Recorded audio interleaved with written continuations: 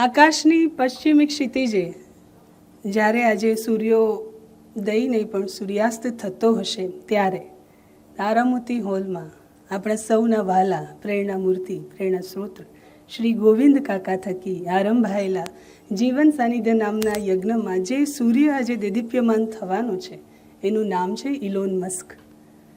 આ જીવંત વ્યક્તિત્વના ઝગમગાટ ભર્યા જીવનને આપણી સમક્ષ જે પ્રસ્તુત કરવાના છે તે છે આજના આપણા સદગુરુ વક્તા શ્રી રાજ ગોસ્વામી. તાળીઓનો ગડગડાટ કરીને રાજભાઈને વધાવી લઈએ.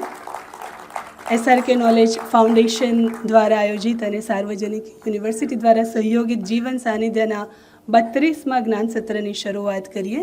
સર્વધર્મ પ્રાર્થના અને ઓમકાર. ઓમ તત્સત શ્રી નારાયણ તું પુરુષોત્તમ ગુરુ તું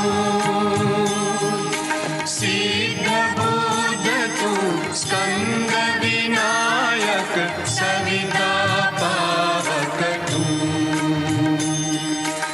ઓમ તત્સત શ્રી નારાયણ તું પુરુષોત્તમ ગુરુ તું સિદ્ધ બુદ્ધ તું સ્કંદ વિનાયક સવિતા પાવક તું.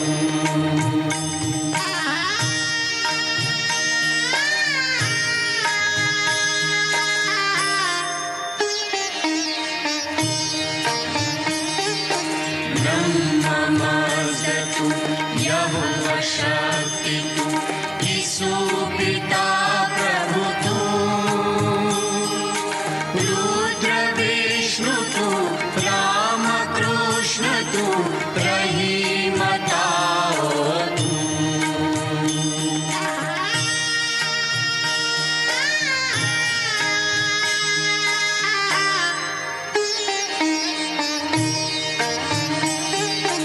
વાસુદેવ ગો વિશ્વરૂપ તું ચિદાનંદ હરિ તું અદ્વિતીય તું અકાલ નિર્ભય આત્મલિંગ શિવ તું આત્મલિંગ શિવ તું આત્મલિંગ શિવ તું.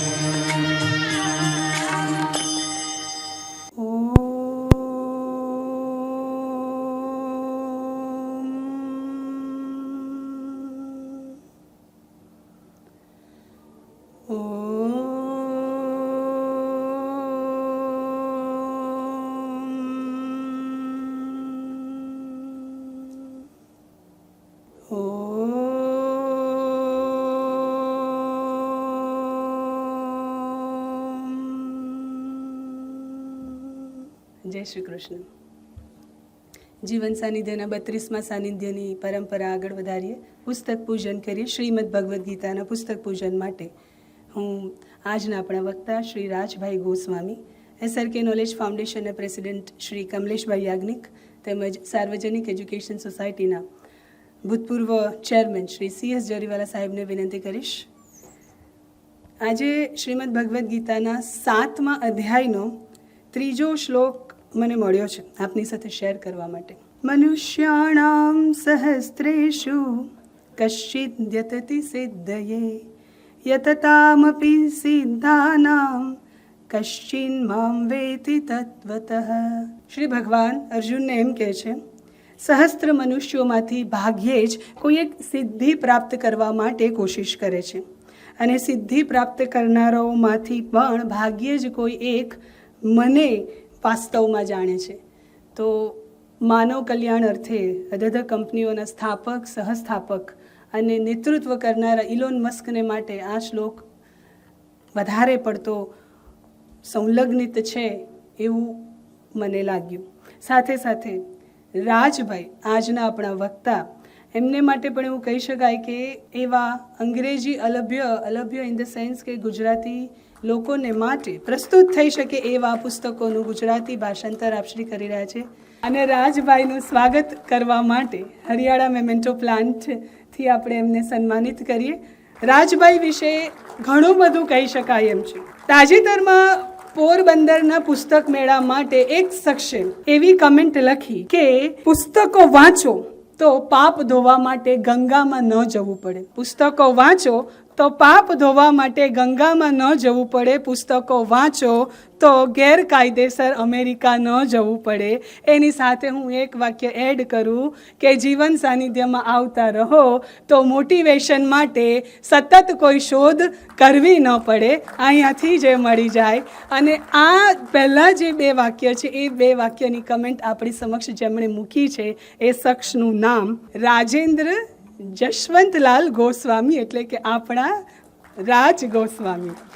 એટલે જીવન સાનિધ્યને આપણે માણીએ છીએ, જાણીએ છીએ, સમજીએ છીએ. રાજભાઈની જો વાત કરું તો ગુજરાતમાં ઇકીગાયના માધ્યમથી આપશ્રી ખૂબ જાણીતા છે. ગીતા સાનિધ્યમાં જે લોકો આવ્યા હતા એ લોકોને રાજભાઈનો પરિચય છે કે ઇકીગાય અને શ્રીમદ ભગવદ્ ગીતા કઈ રીતે એકબીજા સાથે સાયુજ્ય ધરાવે છે. ગુજરાતના અગ્રગણ્ય દૈનિક અખબારો સંદેશ, દિવ્ય ભાસ્કર, ગુજરાત સમાચારમાં એડિટર તરીકે આપશ્રીએ સેવા આપી છે. ઘણા બધા અંગ્રેજી પુસ્તકોનો અનુવાદ એ કરી રહ્યા છે અને એ કરવાની એમણે નેમ ઉઠાવી છે. એ વાત ખૂબ નોંધપાત્ર છે. ગયા સોમવારે પણ રાજભાઈ અમે તમને ખૂબ યાદ કર્યા કે ભગતસિંહજીનું જે પુસ્તક છે વિધાઉટ ફિયર, તો એનું કોઈ ટ્રાન્સલેશન કરી આપે એવાની શોધ છે. તો અમે એવું પણ વિચાર્યું કે આપણે એ પ્રપોઝલ તમારી સમક્ષ પણ મૂકીએ. વધારે સમય ન લેતા હું આમંત્રિત કરીશ રાજભાઈને અને એમના મુખે સાંભળીએ ઇલોન મસ્કની જીવનકથા, જેને આલેખી છે તાજેતરમાં જ વોલ્ટર આઇઝેક્સને. અને વોલ્ટર આઇઝેક્સને આપણે આઇન્સ્ટાઈનને પણ એમની કલમેથી માણ્યા. લિયોનાર્ડો ડ વિન્ચીની જીવનકથા પણ એમણે લખી છે. તો સુભગ સમન્વય કે એમની જીવનકથા લખાઈ છે અને ભાષાંતરિત થઈ છે રાજભાઈ થકી. તો આપણે માણીએ. પધારો રાજભાઈ. તો તાળીઓનો ગડગડાટ કરી રાજભાઈને વધાવી લઈએ. આવો, પધારો. આભાર મને બોલાવવા માટે અને આભાર મને સાંભળવા માટે. 4 દિવસ પહેલાં આપણા કોમર્સ મિનિસ્ટર છે પિયુષ ગોયલ, એમણે એક બહુ સૂચક સ્ટેટમેન્ટ કર્યું હતું કે આપણે ત્યાં સ્ટાર્ટઅપ આઈસ્ક્રીમ ડિલિવરી કરે છે અને ફૂડ ડિલિવરી કરે છે. તો એમનું ફ્રસ્ટ્રેશન હતું કે ભારત જેવા દેશમાં ઇનોવેશન થતું નથી અને મોટાભાગની જે સ્ટાર્ટઅપ કંપનીઓ જે છે એ ડિલિવરી કરે છે. એટલે આમ તો સાદી ભાષામાં એવું કહેવાય કે એ ધંધો કરે છે. આપણે ત્યાં ઉદ્યોગ અને ધંધો બંને અલગ વસ્તુ છે. તો સ્ટાર્ટઅપ અથવા તો ઇનોવેશન જે છે એ કેવી રીતે થાય અને દુનિયામાં કેવા ઇનોવેશન થઈ રહ્યા છે, આ પુસ્તક એની વાત કરે છે. એટલે એની અગત્યની વાત એ છે આ પુસ્તકની કે એ આ પુસ્તક પ્રેઝન્ટ સમયનું છે, વર્તમાન સમયનું છે. એટલે તમારી સામે ઘણા બધા પુસ્તકોની વાત થઈ હશે. એ બધા પુસ્તકોમાં ઘણા બધા લોકોની વાતો હશે, જીવનની વાતો હશે, જાણીતી શખ્સિયતની વાતો હશે, એમના સમયની, એમના ઇતિહાસની વાતો હશે.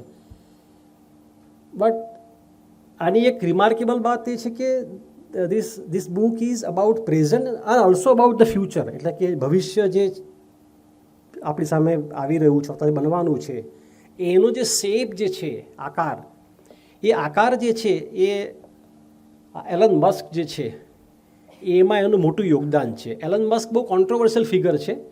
કદાચ સમાચારોમાં જે લોકો વિશ્વ પ્રવાહોથી પરિચિત હશે, અમેરિકામાં શું ચાલી રહ્યું છે અત્યારે જે જાણતા હશે, એમાં આ નામ જે છે એ અત્યારે ખૂબ ચર્ચામાં છે. અને અમેરિકામાં અત્યારે સૌથી પાવરફુલ આ પર્સન છે.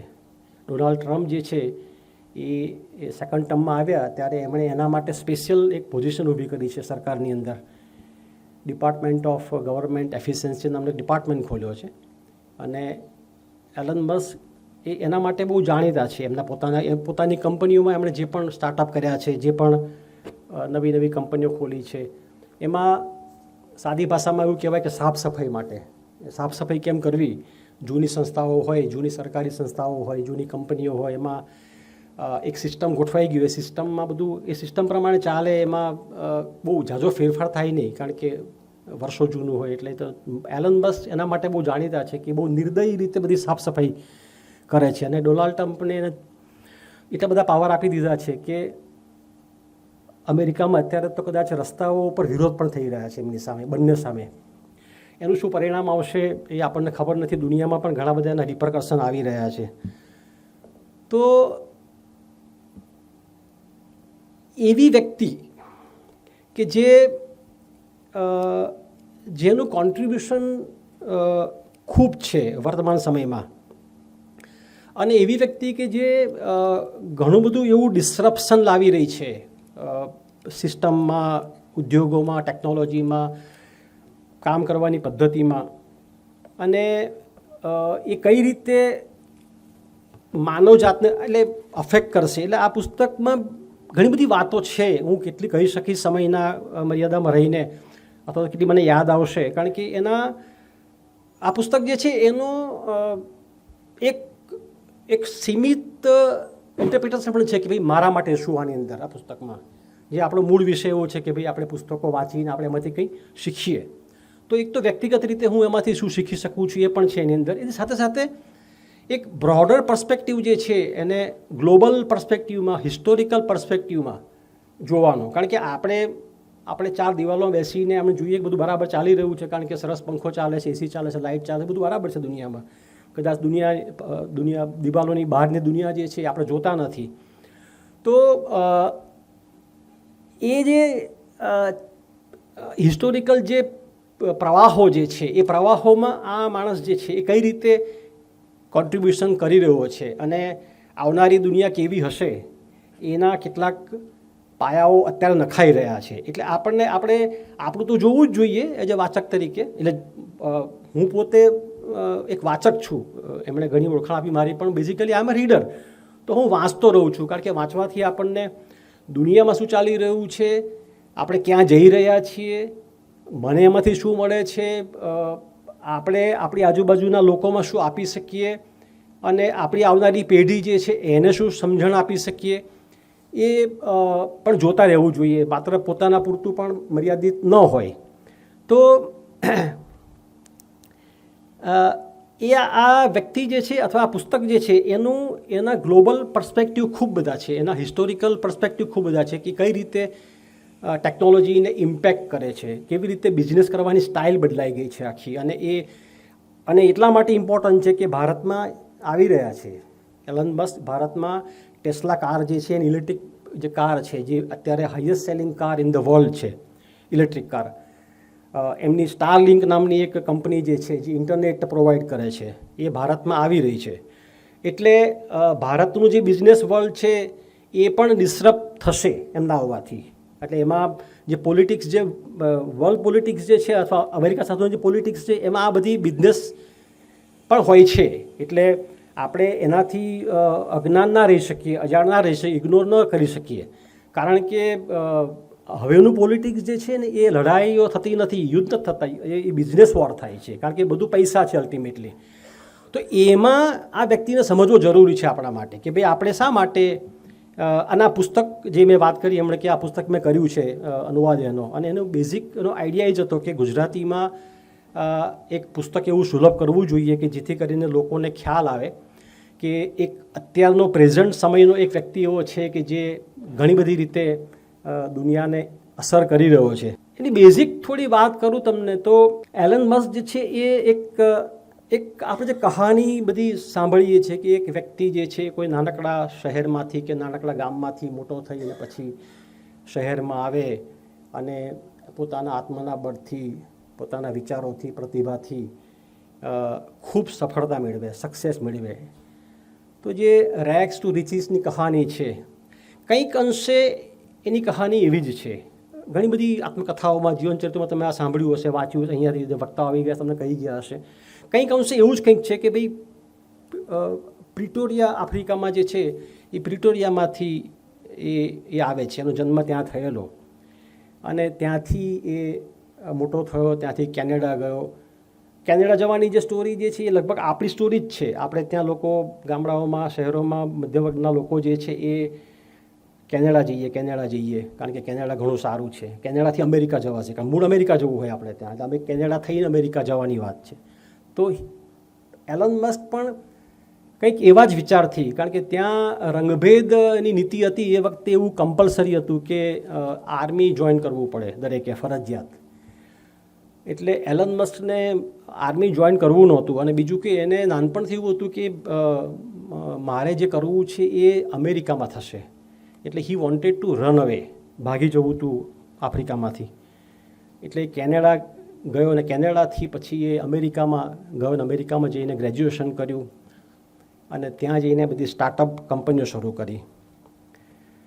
એટલે પ્રિટોરિયામાં, સાઉથ આફ્રિકામાં આમ ઠીકઠાક કહેવાય એવા પરિવારનો વ્યક્તિ. એના પિતાજી હતા એ ઇજનેર હતા. એના પિતા પ્રોપર્ટી ડીલર હતા. એની મધર જે હતી એ મોડેલ હતી, એટલે she was a fashion designer અને ઓલ્સો મોડેલ.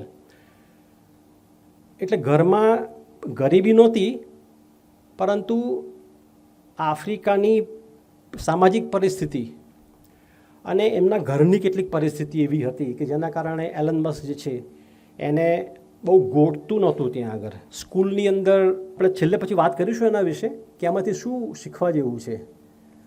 તો સ્કૂલના એક્સપિરિયન્સ, એના પિતા સાથેના એક્સપિરિયન્સ, એનું ઘડતર જે છે આખું એ આ બે પારિવારિક અને સ્કૂલ અને આજુબાજુનો માહોલ, મિત્રો સાથેનું.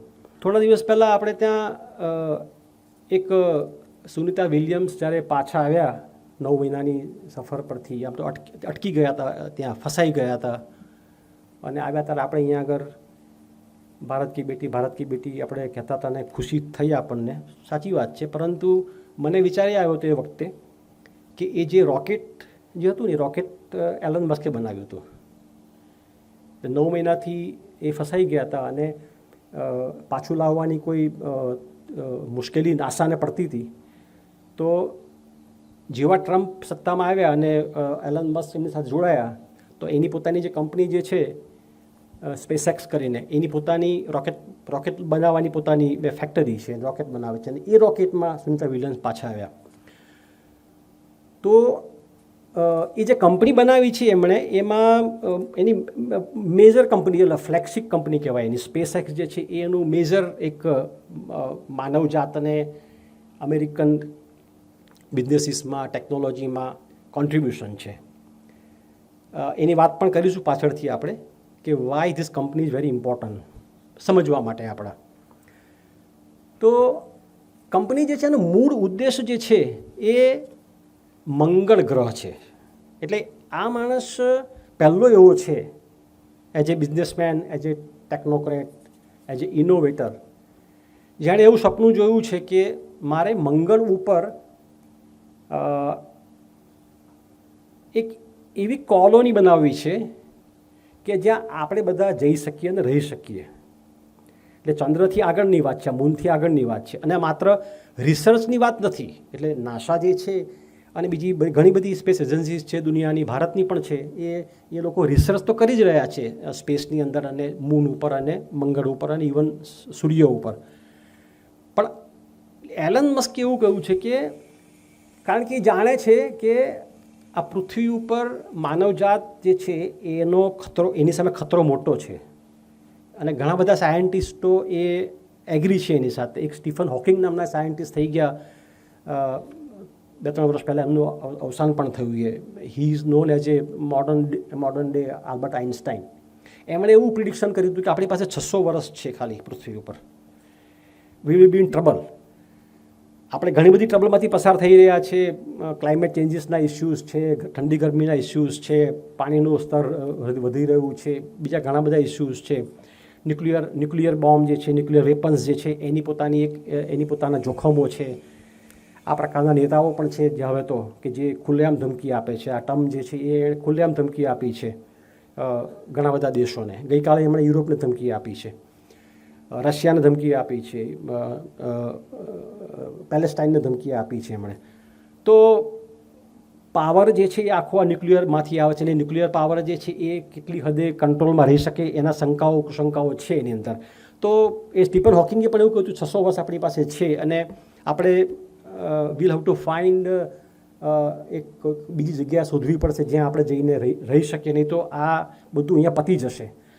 હવે એમાં આપણા જેવા બિચારા લોકો તો કદાચ નહીં જઈ શકે, પણ જેની પાસે ખૂબ પૈસા છે, અમેરિકા જેવા લોકો, એ લોકો તો ચોક્કસ માર્સ પર જઈને પોતાનો ઝંડો કે આ મારી જગ્યા, આપણે જે રૂમાલ મૂકીએ છીએ ને બસમાં કે ટ્રેનમાં કોઈ જગ્યા ઉપર કે આ મારી જગ્યા, એમ જે પાવરફુલ દેશો જે છે એ મંગળ ઉપર જઈને રૂમાલ મૂકવાના જ છે પોતાનો કે આ અમારી જગ્યા છે. તો એમાં આ એલન મસ્ક જે છે એણે એવું સપનું જોયું છે કે મારે મંગળ ઉપર માનવજાતને લઈ જવી છે. એનું અલ્ટિમેટ ધ્યેય એ છે, અને એના માટે જ એણે ટ્રમ્પને સપોર્ટ કર્યો છે, અને એટલા માટે જ એ અત્યારે જે પણ કરી રહ્યા છે એ જે પણ ટ્રમ્પ તો બીજી વાર પણ આવવાના છે, ત્રીજી વાર આવવાના છે. એણે કહ્યું કે હું ત્રીજી વાર નહીં આવે તો પણ મસ્ક જે છે he is going to stay there. એટલે એને મૂળ જે એનું સપનું છે પૂરું કર્યું કે મારે મંગળ પર, એટલે સ્પેસએક્સ કંપની જે છે એ મંગળ પર જવાની પોતાની એની ધ્યેય છે. તો હું કહેવા એમ માગતો હતો એમાં કે આ સમજવા જેવું છે કે જે છોકરો 12 વર્ષના 11 વર્ષના હતા એ એલન મસ્ક, એના બાપા જે છે એને મેન્ટલી રિટાર્ડેડ કહેતા હતા, ડફોડ આપણી ભાષામાં કહીએ એને.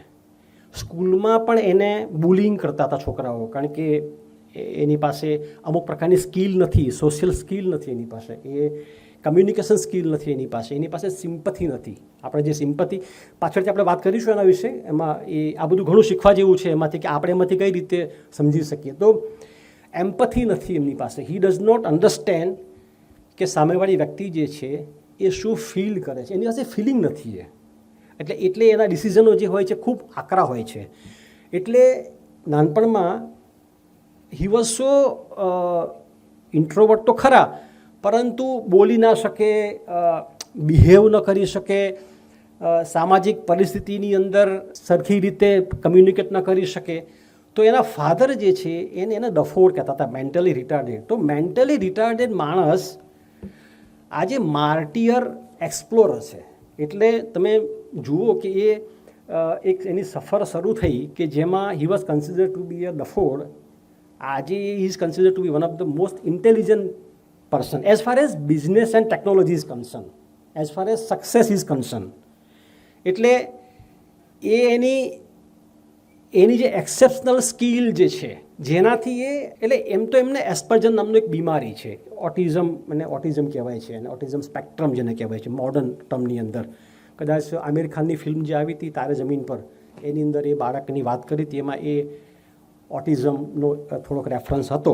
તો આપણે જે રીતે બધું જોઈએ છીએ, સમજીએ છીએ, એનું અલગ છે દુનિયા. એ જે રીતે દુનિયાને જુએ છે, સમજે છે, એ બહુ જુદી રીતે જુએ છે. એટલે હવે એને રાઈટ રોંગ કહેવું, કારણ કે હેલ્થની કોઈ ડેફિનેશન એવી કોઈ છે નહીં, કારણ કે મેજોરિટી નક્કી કરે એ હેલ્થ. આમ જુઓ તો મેં બહુ પહેલાં એકવાર કહ્યું હતું એવું કે આ દુનિયાના બધા જ માણસો ગાંડા થઈ જાય, અને એક માણસ ખાલી ડાયો રહી જાય, તો એમાં ડાયો કોણ કહેવાય ને ગાંડો કોણ કહેવાય? કારણ કે મેજોરિટી જે છે એ ડેફિનેશન તો હેલ્થની એ કહેવાય કે આ નોર્મલ છે, જે મેજોરિટીમાં છે નોર્મલ છે, અને જે લઘુમતીમાં જે છે એ જ નોર્મલ છે. તો એને આપણે કેવી રીતે જોવાય મને ખબર નથી, પણ એની પોતાની એની જે બ્રેઇનની જે રચના જે છે એ જુદા પ્રકારની છે. એટલે દુનિયાને જોવાની એની જે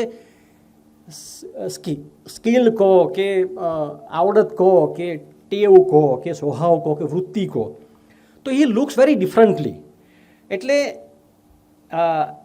એના કારણે એમની જે આખી જે યાત્રા જે છે એલન મસ્કની, કે જે એક પછી એક એમણે અલગ અલગ કંપનીઓ બનાવી, અલગ અલગ વિચાર્યું એમણે. એટલે એ તમે એ કેવું વિચારી શકે કે એમણે એવું વિચાર્યું કે આપણે આઉટ ઓફ બોક્સ, જે આપણે વાત સમજો કે આઉટ ઓફ બોક્સ થિંકિંગ કહેવાય, કે ભાઈ નવું વિચારવું એમ. એટલે જે ઇનોવેશનની જે વાત કરી, જે ભાઈ આપણા મંત્રીએ વાત કરી કે આપણે ત્યાં ઇનોવેશન નથી, કારણ કે ઇનોવેશન કરવા માટે તમારી પાસે કન્વેન્શનલ જે થિંકિંગ છે, પરંપરાગત થિંકિંગ છે, એનાથી જુદું વિચારવું પડે, અને કોઈએ ન વિચાર્યું હોય એવું વિચારવું પડે. એ ગાળા જેવું જ કહેવાય આમ તો, કારણ કે ગાળા જેવું થાય કે આવું થોડું કરાય. આપણે ત્યાં કહીએ છીએ કે આ બધા આખી અમે વર્ષોથી કરતા આવ્યા છે, આપણા દાદા કરતા આવ્યા હતા, આપણો સમાજ કરતો આવ્યો, આપણો દેશ કરતો આવ્યો છે, ને તું નવાઈનો આવ્યો તો આવું વિચાર, આવું થોડું થાય આપણાથી, આવું ના થાય આપણાથી.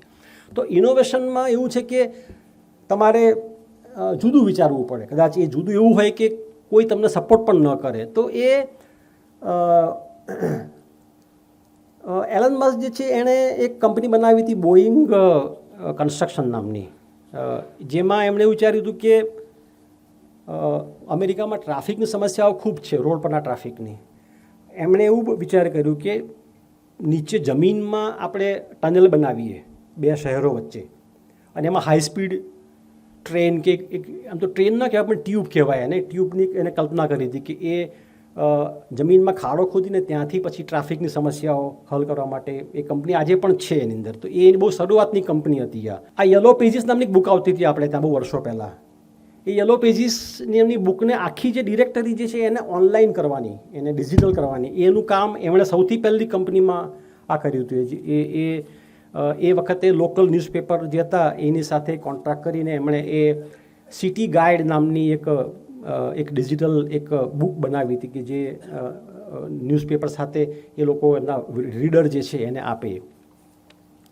પેપાલ નામની એક કંપની છે અમેરિકામાં, આપણે ત્યાં પણ એ એક નામ જાણીતું છે. પેપાલ કંપની એ જે કો ફાઉન્ડર એમણે એવું નક્કી કર્યું કે ઓનલાઈન મની ટ્રાન્સફર થાય અથવા તો પેમેન્ટ થાય, એટલે ઓનલાઈન પેમેન્ટ કરવાની જે વાત છે એ સૌથી પહેલાં એમણે વિચારેલી. પેપાલ કંપનીને પછી એના કો ફાઉન્ડર હતા, અને એમાં એ કંપનીમાંથી એમને કાઢી મૂક્યા, પાછા આવ્યા, અને પછી એમાંથી ત્રીજી વાર નીકળી ગયા પોતાનો ભાગ લઈને. એમાંથી પછી એમણે બીજી કંપની ઊભી કરી. તો એક વ્યક્તિ જે છે એ આ રીતે પ્રિટોરિયામાંથી નીકળે છે અને અમેરિકામાં જઈને સક્સેસ મેળવે છે. સક્સેસ એટલે he is one of the wealthiest person in the entire planet right now. સૌથી અમીર વ્યક્તિમાં એની ગણના થાય છે અત્યારે. એટલે એમાંથી આપણે વાંચીએ તો એમ થાય કે એક વ્યક્તિ જે છે એ એની તમામ પ્રકારની મુશ્કેલીઓ વચ્ચેથી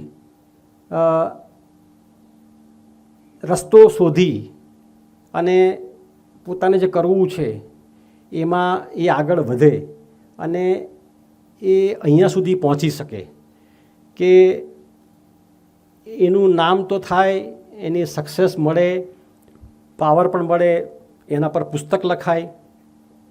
આ પુસ્તક જે છે એ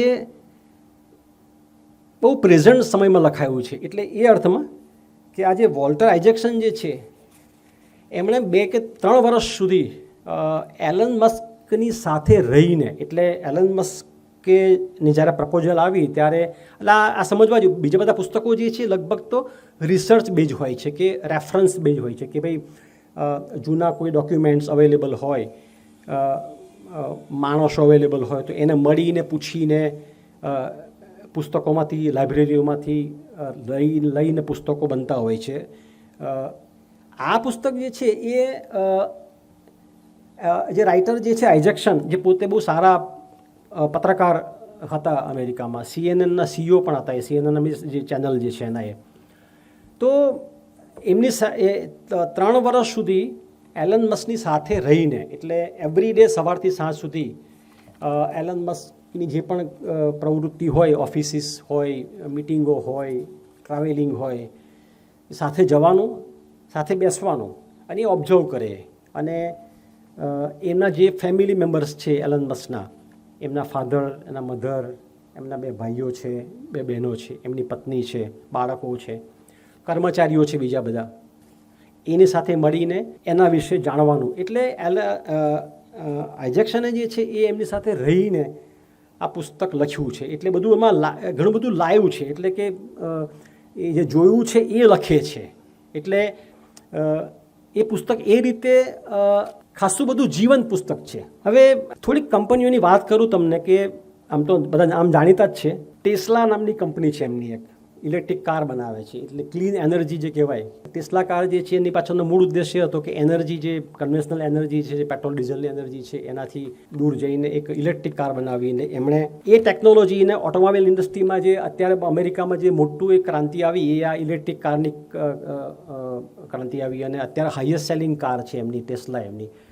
અને ભારતમાં હવે ટેસ્લા કાર આવવાની છે. 2-3 વર્ષ પહેલાં આવવાની વાત હતી, પરંતુ પોલિટિકલ સંજોગોના કારણે એ અટકી ગઈ હતી. ને હવે નવી સરકાર આવી આપણે ત્યાં, એટલે હવે એ પાછું ફરીથી એ પ્રપોઝલ રિવાઈવ થઈ છે. આગળ વાત કરી પ્રમાણે સ્પેસેક કંપની જે છે, સ્પેસેક કંપની દુનિયાની કદાચ પહેલી કંપની એવી છે કે જે પ્રાઇવેટ રોકેટ બનાવે છે. એટલે આપણે ત્યાં જે હમણાં પહેલાં જે શરૂઆતમાં વાત કરી કે ઇનોવેશન, કે ભાઈ સ્ટાર્ટઅપ જે છે એ કેવી રીતે ઇનોવેશન કરી શકે, તો એના માટે શું હોવું જોઈએ. સરકારથી માંડીને આખો જે એક બિઝનેસનું એન્વાયરમેન્ટ જે છે, સામાજિક માહોલ છે, જેને આપણે સંસ્કાર કહીએ છીએ, એ એક દેશ કે એક સમાજ જે છે, એક સિસ્ટમ જે છે, એનો માહોલ એવો છે કે એમાં જે માણસ આવે છે એ માણસ એવું ધારે એ કરી શકે છે. એટલે એ આપણે ત્યાં કોઈ કલ્પના ના કરે કે આપણે ત્યાં રોકેટ બનાવવાની કંપની, એટલે અમેરિકામાં અને બીજા બધા કન્ટ્રીમાં ઘણી જગ્યાઓ પર આ પ્રાઇવેટ લોકોને રોકેટ બનાવવા માટેની પ્રોત્સાહન આપવામાં આવે છે. એટલે અમેરિકા કેમ ગ્રેટ છે અથવા ચાઇના કેમ ગ્રેટ છે, આપણા મિનિસ્ટરે પણ કહ્યું હતું કે ચાઇના AI બનાવી રહ્યું છે અને આપણે એમ કે અહીંયા આઈસ્ક્રીમ વેચી રહ્યા છીએ સ્ટાર્ટઅપની અંદર. તો એક માહોલ કેવો છે એનું એક્ઝામ્પલ છે આ કે સ્પેસએક્સ નામની કંપની જે છે એ પ્રાઇવેટ રોકેટ બનાવે છે. પ્રાઇવેટ રોકેટ બનાવે છે એટલું જ નહીં, એણે નાસા સાથે કોન્ટ્રાક્ટ કર્યો છે. Is a contractor basically. Elon Musk જે છે એ કોન્ટ્રાક્ટર છે નાસાનો. નાસાએ પહેલી કોઈ કંપની સાથે કોન્ટ્રાક્ટ કર્યો છે કે જે એના રોકેટનો યુઝ કરે છે. સુનિતા વિલિયમ્સને જે લાવ્યા એ રોકેટ એણે બનાવેલું હતું. એવા ઘણા બધા રોકેટ્સ જે છે એણે બનાવ્યા છે. અને હવે એ જ રોકેટની આગળ એક સ્ટેપ આગળ જઈને માર્સ પર જવા માટેનું એક રોકેટ બનાવવા માંગે છે. 2 વર્ષ પહેલાં એક 6-8 મહિના પહેલાં જ્યારે ટ્રમ્પ જીત્યા એ જ દિવસે એક વિડીયો આવ્યો, તમને યાદ હોય તો. જે દિવસે એનાઉન્સમેન્ટ થઈ ટ્રમ્પના વિજયની, એ જ દિવસે એક વિડીયો આવ્યો હતો જેમાં એક રોકેટ જે છે એ આ સ્પેસ કંપની રોકેટ જે છે એ ઉપરથી નીચે આવે છે અને એનું એક જે પેલું એને જે છોડવા માટેનો જે પેલો એક થાંભલો હોય આખો, એ રોકેટ એમાં આવી અને પછી ત્યાં આગળ એ ત્યાં પકડે છે એને. હવે આ ટેકનોલોજી છે, આવું કોઈ વિચાર્યું નહોતું પહેલાં કેવું હતું કે રોકેટ જે છે ને એ કાં તો પાણી ઉપર ઉતરે અથવા તો એની જે પેલી લોન્ચ પેડ હોય ત્યાં ઉતરે, અને ઉતરતી વખતે એમાં બહુ જોખમ બહુ હોય, કારણ કે એમાં મોટાભાગે એટલા બધા ફોર્સથી નીચે આવતું હોય કે તૂટી જાય અથવા તો એના જે લેગ્સ હોય, પગ હોય તૂટી જાય, અને એમાં પછી એ રોકેટ જે ડિસ્ટ્રોય થઈ જાય, એટલે બીજી વાર કામ ના લાગે. એલન મસ્ક જે છે એણે પહેલી વાર વિચાર્યું, આજે આઉટ ઓફ બોક્સ થિંકિંગ જેને કહેવાય છે ને એ આ છે. સામાન્ય વિચાર છે. એણે એમ વિચાર્યું કે પ્લેન જેમ ઉડે અને પાછું પ્લેન નીચે આવે એવું કેમ ના થાય એમ કે આની અંદર દર વખતે રોકેટ મોકલવાનું, પછી રોકેટ એમ કે પાછું આવે ને ડિસ્ટ્રોય થઈ જાય, એના પાર્ટ્સ કામ લાગે. એ નીચે આવે ત્યારે એના મોટા જે પાર્ટ્સ બચ્યા હોય એ પાછા નાસાવાળા લઈ લે અને બીજા રોકેટની અંદર યુઝ કરે. પણ he was the first man to think કે રોકેટ જે છે એ પ્લેનની જેમ કેવી રીતે ઉડે અને પછી પાછું આવી જાય. તો એણે એવા રોકેટ બનાવ્યા કે જે પાછા આવે.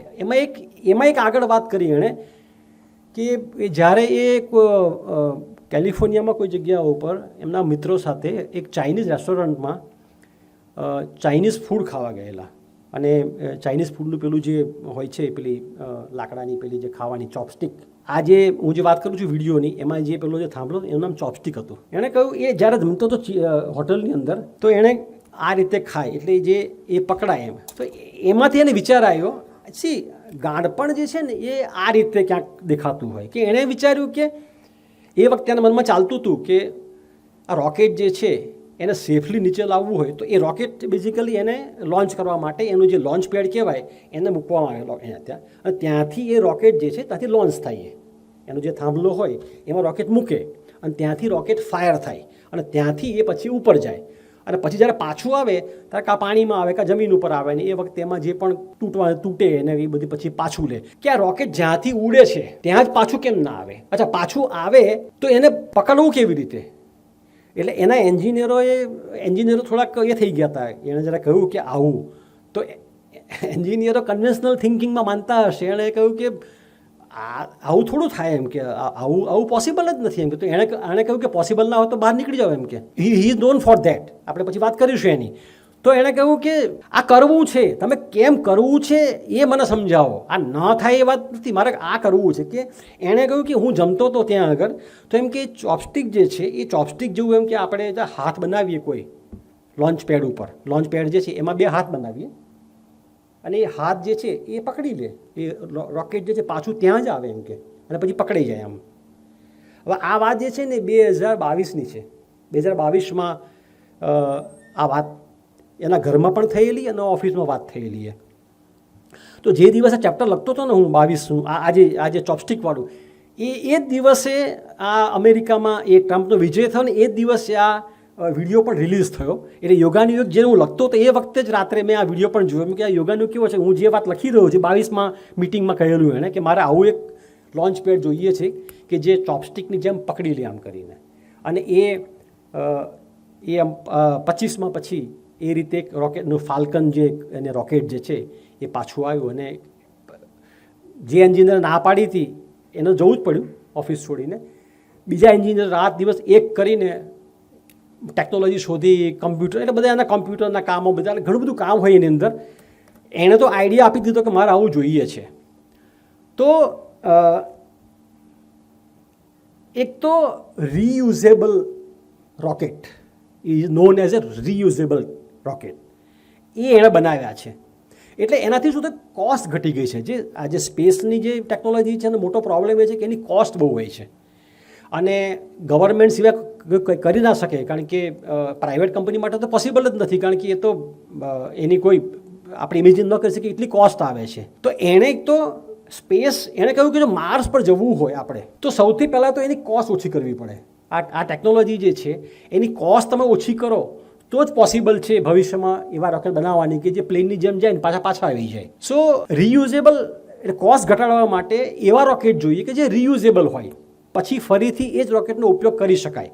એટલે એણે આ રીતે ટેકનોલોજી વિકસાવી અને એવા બનાવ્યા જે હવે અત્યારે નાસાના ઘણા બધા રોકેટ સેટેલાઇટ લોન્ચ કરવાના હોય કે સ્પેસમાં માણસો મોકલવાના હોય તો સ્પેસએક્સ કંપની જે છે એના રોકેટ્સ જે છે એ લઈ જાય છે અને લઈ આવે છે. એટલે એક પ્રકારની બસ સર્વિસ જેવું આમ શરૂઆત થઈ છે. અને અલ્ટિમેટલી એનું એ જ છે કે આપણે એક એવી એક સર્વિસ ચાલુ કરવી કે ત્યાં લોકો જાય પાછા આવે, જેની પાસે ખૂબ પૈસા હશે એ લોકો જઈ શકશે અને આવી શકશે અહીંયા આગળ. અને એનાથી આગળ જઈને માર્સમાં જઈને માર્સ ઉપર આપણે એમ કે મંગળ ઉપર જઈને આપણા થાણા બનાવવા છે, ત્યાં આગળ સ્ટેશન બનાવવા, ત્યાં કાયમ માટે રહી શકાય. ને ત્યાંથી પછી આગળની ફર્ધર જે દુનિયા છે, બ્રહ્માંડ છે આખું, ત્યાં જઈ શકાય.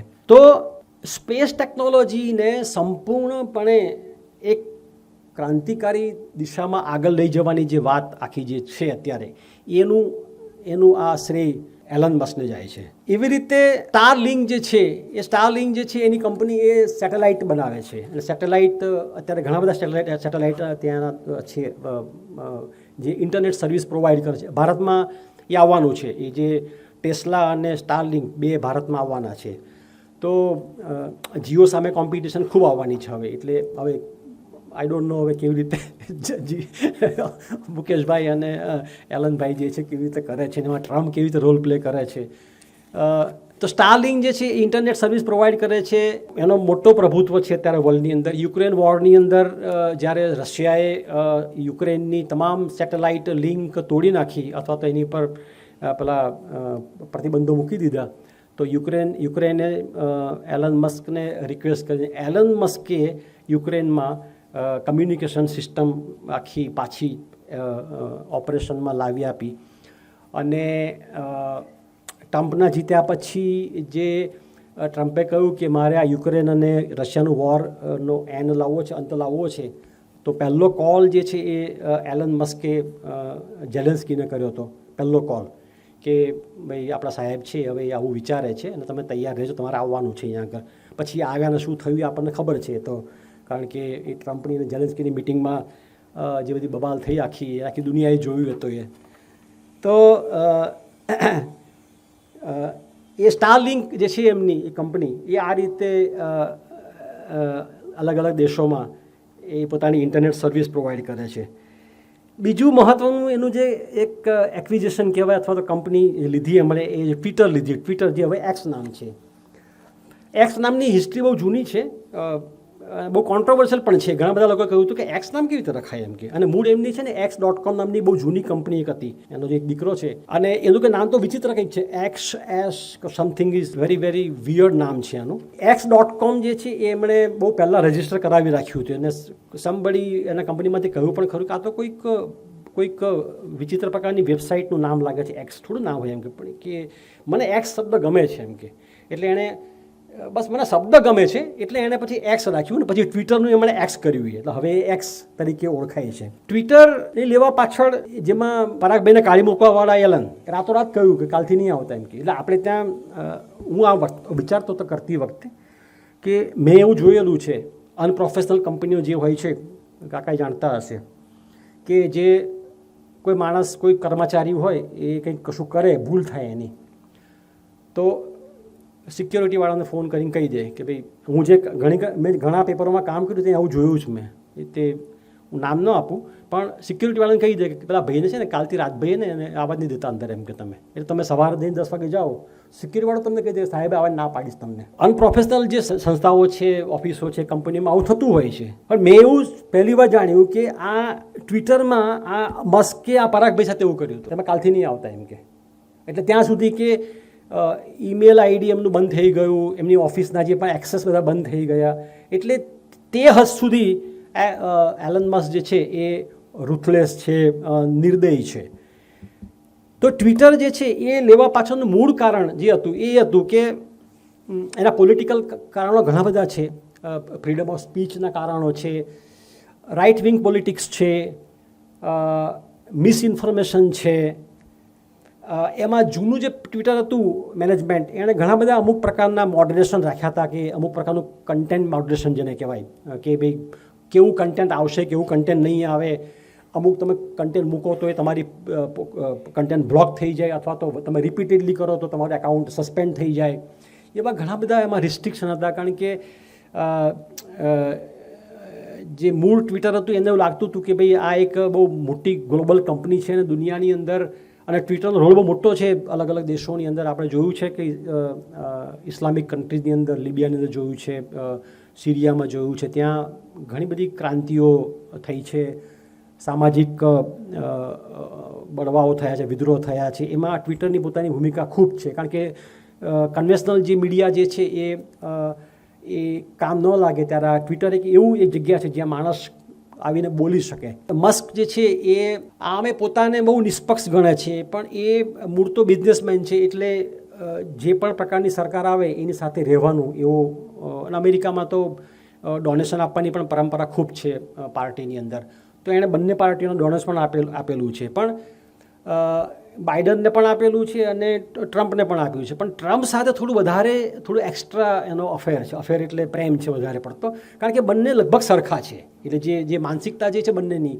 એટલે ટ્રમ્પે એલન મસ્કે 2022માં એવું નક્કી કર્યું કે આપણે ટ્વિટર લેવું છે.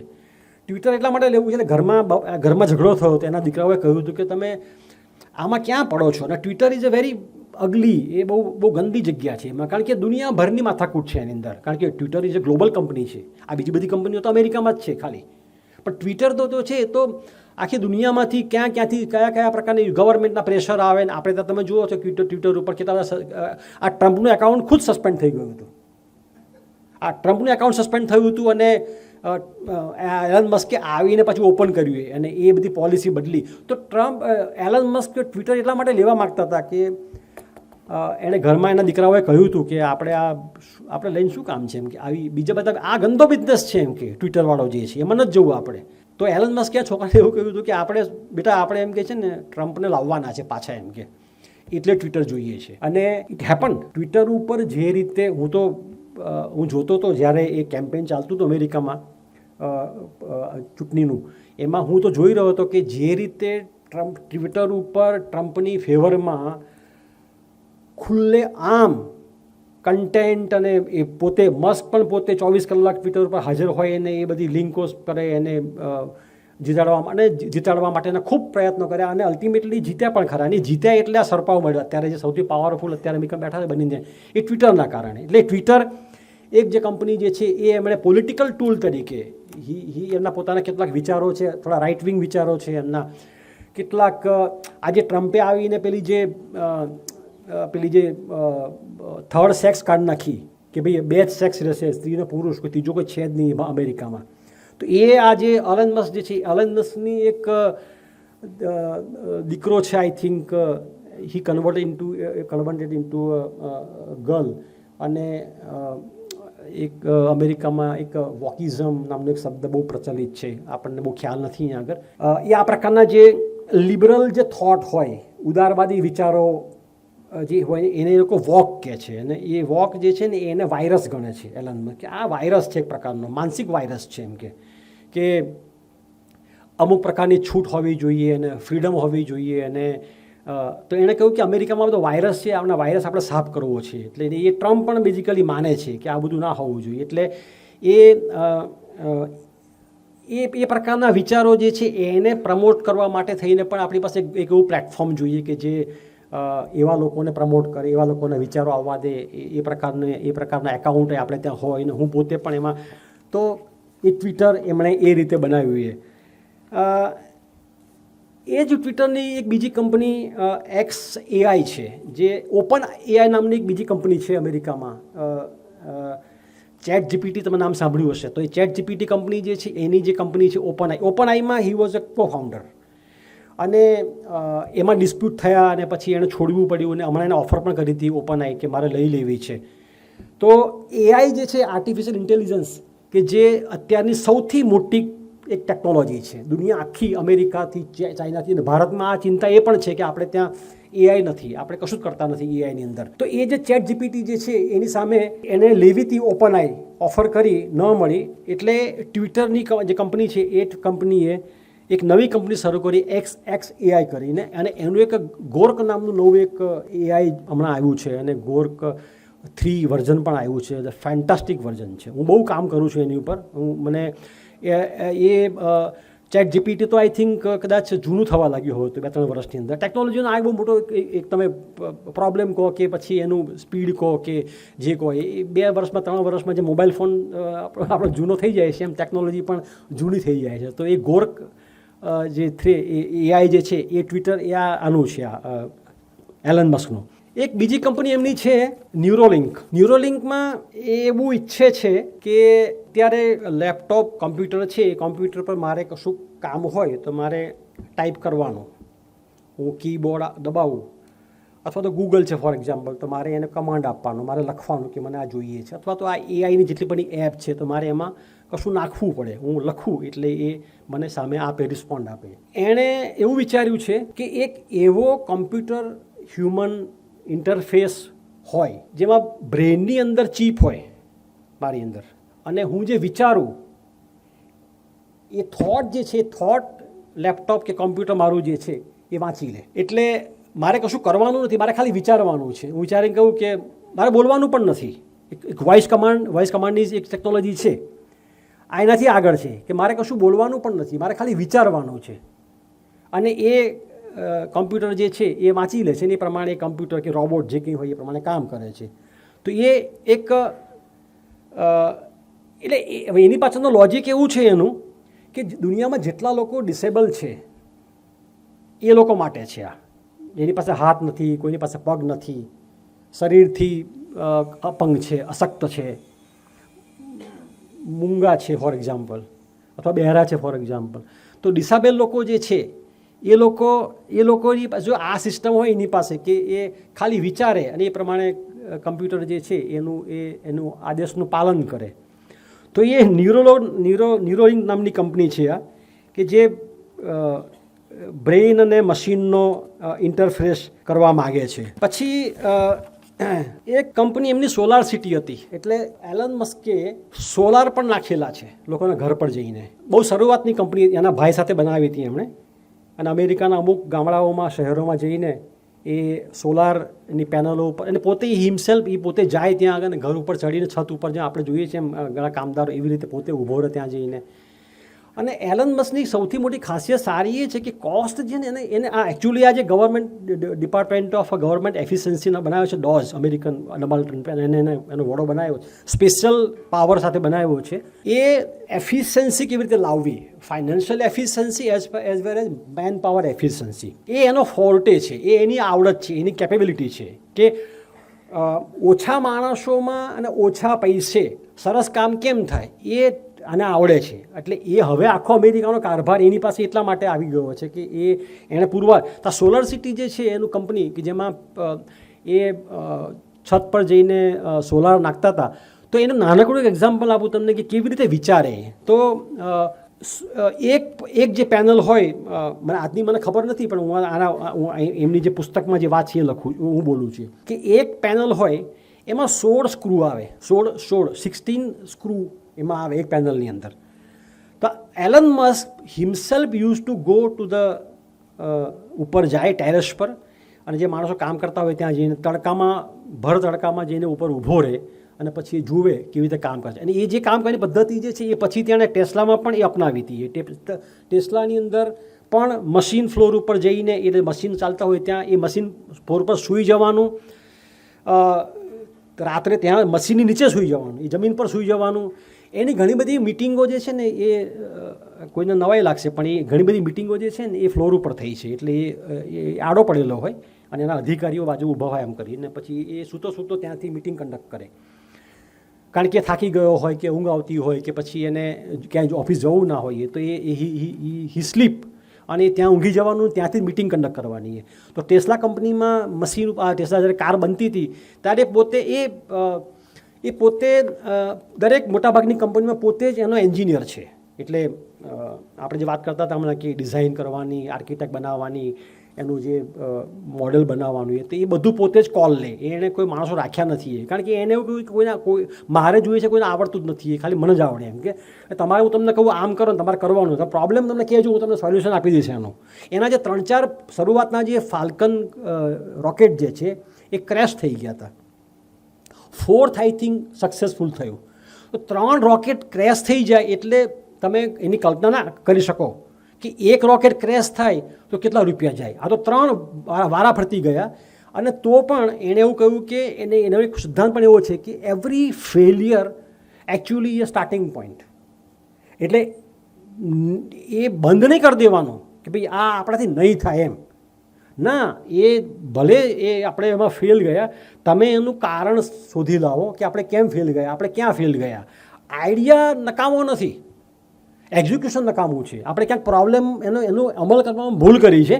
એટલે તમે તપાસ કરો અને મને કહો કે આપણે ક્યાં ભૂલ કરી. એટલે એ ટેસ્લા કારની અંદર એવું ઘણું બધું એણે કર્યું છે કે જે કારના મેન્યુફેક્ચરર જે એન્જિનિયરો હોય, મેન્યુફેક્ચરર હોય, એ લોકો એને સમજ ન પડે કે આ શું કહે છે આ, તો એ ડિઝાઇનમાં ફેરફાર કરાવે.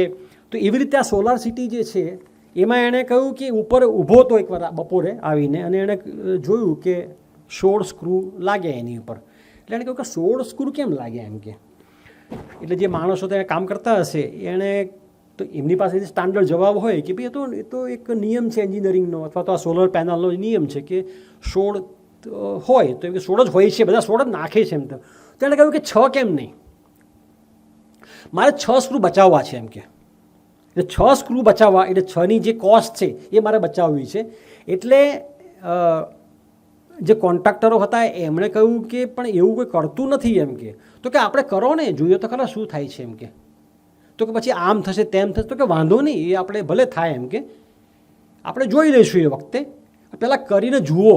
એટલે જે 3 એના રોકેટ તૂટી પડ્યા પછી પણ એણે એમ કહ્યું કે, અને એના એન્જિનિયરો તો ગભરાઈ ગયા હતા કે ત્રીજું પણ તૂટી પડ્યું ત્યારે તો કે હવે તો કંપની પોતે ડૂબી જશે, કારણ કે it was a huge cost. પણ એલન મસ્ક, મેં એમાં લખેલું છે કોઈ જગ્યા ઉપર કે અડધો કલાકે 15-20 મિનિટ માટે હી વોઝ ઇન શોક. એ જે મોનિટરિંગ ઉપર જોતા હતા એ રૂમમાં, તો હી વોઝ કમ્પ્લીટલી શોક. અને આંખો બંધ કરીને બેસી ગયા અને કોઈ રૂમમાં આવે નહીં, કારણ કે it was a 3rd rocket which was crash. મોટી કંપની હોય ને બહાર જે કર્મચારીઓ ઘૂસપૂસ કરે કે આ કંપની એમ કે ગઈ, હવે એટલે આપણે નોકરી ગઈ. એટલે એમને ચિંતા નોકરીની હતી કે આ ત્રીજું રોકેટ તૂટી પડ્યું, કંપની ગઈ. એટલે અંદર કોઈ આવે નહીં, બધા ગભરાય. 15-20 પછી પાછા આવ્યા. કોઈ કે અંદર તમે જાઓ એમ કે જરા સાહેબને પૂછો ને એમ કે. તો 20 મિનિટ પછી, અડધા કલાક પછી અંદર કોઈ ગયો, કોઈ સિનિયર કોઈ એનો અધિકારી હશે ગયો અને વાત કરી એની સાથે. 20 મિનિટમાં હી વોઝ નોર્મલ. એણે કહ્યું કે નો પ્રોબ્લેમ, વી વિલ ગો હેડ. આપણે 4થા રોકેટ માટે પણ કામ કરીશું. તમે ખાલી એટલું જ કહો કે આ જે 3rd જે હતું એમાં શું પ્રોબ્લેમ થયો, કારણ કે મને કોન્ફિડન્ટ હતો કે આ સક્સેસફુલ જશે. તમે મને કહો શું થયું છે. અને અલ્ટિમેટલી ચોથું રોકેટ જે છે સક્સેસફુલ ગયું, પછી નાસાનો કોન્ટ્રાક્ટ મેળવ્યો અને અત્યારે સક્સેસફુલ કંપની ચાલે છે. તો એ જે ચાર રિવેટથી કેમ ના ચાલે એમ કે આપણે જોઈશું ઉડી જશે તોફાનમાં પવનમાં, તો આપણે એ વખતે જોઈશું. પણ આપણે એટલે he is a main who experiment એટલા માટે નહીં કે એમાં સક્સેસ મેળવવી જ છે, એટલા માટે કે નિષ્ફળતા પણ મારે જોવી છે કે નિષ્ફળ કેમ જવાય છે. મને આમાંથી 5 વસ્તુ જે હું સમજ્યો આમાંથી. આ જ્યારે એનાઉન્સમેન્ટ કરીને ત્યારે મને કોઈકે ટ્વિટર ઉપર લખ્યું હતું, ફેસબુક ઉપર, કે તમે એમ કે આ છે ને એની સક્સેસ બરાબર છે એમ કે સાહેબ, જે કોઈ સારા રીડર હતા, પણ કે આ માણસ બહુ નકામો છે એમ કે એની ખાસ વાત કરજો એમ કે. મેં કહું ના, એવું કરવાનો જ છું. જે આપણે ત્યાં નેગેટિવ લર્નિંગ કહેવાય છે, એક આપણે ત્યાં દરેકમાં પોઝિટિવ લર્નિંગ બહુ હોય કે આ બહુ સરસ પુસ્તક છે, બહુ સરસ માણસ છે. પણ આઈ થિંક દરેક વ્યક્તિની અંદર કશુંક એવું હોય છે કે જે બરાબર નથી. પણ જે બરાબર નથી ને એ ઇગ્નોર કરવા જેવું નથી, એકચ્યુઅલી શીખવા જેવું છે કે ધીસ ઇઝ ઓલ્સો લર્નિંગ, કે આમાં શું બરાબર નથી એમ. એટલે જેમ મહાત્મા ગાંધીની જે ટીકા થાય છે એ ટીકામાં એ જ વસ્તુ છે કે Mahatma Gandhi was not perfect man. ના, કોઈ માણસ પરફેક્ટ તો હોય જ નહીં. Everybody has his or her own flaws. તો એની સ્ટ્રેન્થ પણ છે અને એની કમજોરી પણ છે. તો આપણે તો કમજોરી પણ જોવી જોઈએ કે કમજોરીમાંથી જ આપણને કશું જાણવા મળે છે. તો જે એમાં જે મને જે સમજવા મળ્યું આમાંથી જે સારી વસ્તુ કે જે આપણે પોતે લઈ શકીએ અથવા આપણા પોતાના પરિવારમાં આપી શકીએ, પોતાના સંતાનોને આપી શકીએ, તો 5 વસ્તુ છે. રીડ લોટ, ખૂબ વાંચવું. એ 10 વર્ષની ઉંમરથી ખૂબ વાંચતો હતો. એના ઘરની પરિસ્થિતિ બહુ જ ખરાબ હતી, એને ખૂબ માર પડતો હતો ઘરની અંદર. એના ફાધરનું લાઈફ જે છે he was not a good father. એના ફાધરે ખુદ એને ખૂબ પનિશમેન્ટ આપેલી છે. એને સ્કૂલમાં એને બહુ બોલિંગ થયેલું છે અને એક અઠવાડિયા સુધી હોસ્પિટલમાં રહેલો છે. અને હોસ્પિટલમાં રહ્યા પછી ઘરે પાછો આવ્યો તો ઉપરથી ફાધરે માર માર્યો એને કે તું ડફોડ જેવો એમ કે. તો એની ઇમ્પેક્ટ જે પડી એની પર ઇમોશનલ ઇમ્પેક્ટ પડી એની કે જે હું કહીશ કે ભાઈ વાય ફેમિલી મેટર્સ. પરિવાર, અમેરિકાની જે લાઈફ છે એમાં આ પ્રોબ્લેમ છે ને. બધા બહુ સક્સેસફુલ લોકો છે ત્યાં આગળ. ડોનાલ્ડ ટ્રમ્પથી પણ મોટો સક્સેસફુલ કોઈ નથી, પણ એના કેટલાક પ્રોબ્લેમ છે જ. આપણે તો એમાંથી એ શીખવા જેવું છે કે એમાં why family matters, why relationship matter, why love matters, which is completely absent in his life. તો જે સારી વસ્તુ જે છે કે રીડ લોટ, એ 10 વર્ષની ઉંમરે એ ખૂબ વાંચતો હતો. આ બધું એનું જે ડ્રીમ છે, એની જે કેપેબિલિટી છે, એની જે સ્કિલ છે, એના જે સપના છે, એની જે મહત્વાકાંક્ષાઓ છે, આઉટ ઓફ બોક્સ થિંકિંગ જે છે, તો 10 વર્ષની ઉંમરે એ ચોપડીઓ ખૂબ વાંચતો હતો. એ 4-5 ચોપડીઓનું નામ પણ છે એની અંદર. એક હિઝ કિચન્સ ગાઈડ નામની ચોપડી છે, એ ખૂબ વાંચતો હતો. એક કોઈક રોકેટ બનાવવાની એક ચોપડી હતી સ્કૂલની, એ ખૂબ એને ગમતી હતી. એ એક કોમ્પ્યુટરની બુક હતી. 12 વર્ષની ઉંમરે હી મેડ અ કોમ્પ્યુટર પ્રોગ્રામ, 13 વર્ષની ઉંમરે. અને એની પહેલી વિડીયો ગેમ એણે બનાવી હતી, જાતે બનાવી હતી અને વેચી હતી એણે. એટલે એ 13 વર્ષની ઉંમરે એણે વિડીયો ગેમ બનાવેલી છે બિકોઝ ઓફ એ રીડિંગ. એક તો વાંચન જે છે પુસ્તકોનું, જે આપણે અહીંયા ભેગા થયા છે કે પુસ્તકો શા માટે વાંચવા જોઈએ. તો પુસ્તકો વાંચવાથી તમને દુનિયાની ખબર પડે, તમને તમારી તમે તમારામાં શું નથી પણ તમને ખબર પડે. કારણ કે સૌથી મોટું જ્ઞાન એ છે કે મને ખબર છે કે મારામાં જ્ઞાન નથી. That is the biggest knowledge. મને નથી આવડતું, મને ખબર નથી ને, એ સૌથી મોટું જ્ઞાન છે. એટલે એ તમને ત્યારે ખબર પડે જ્યારે તમે ખૂબ વાંચો. તો એક તો એનામાં આ બહુ સારી વસ્તુ છે કે આજે પણ ખૂબ વાંચે છે. એટલે એની બહુ સારી વસ્તુ આજે પણ છે. એ દર વર્ષે એ રિકમેન્ડ પણ કરે છે કે કયા કયા પુસ્તકો મેં વાંચ્યા. સ્ટીવ જોબ્સમાં, બિલ ગેટ્સમાં, સ્ટીવ જોબ્સમાં પણ આ એક હેબિટ હતી કે લોકો ખૂબ વાંચતા હતા.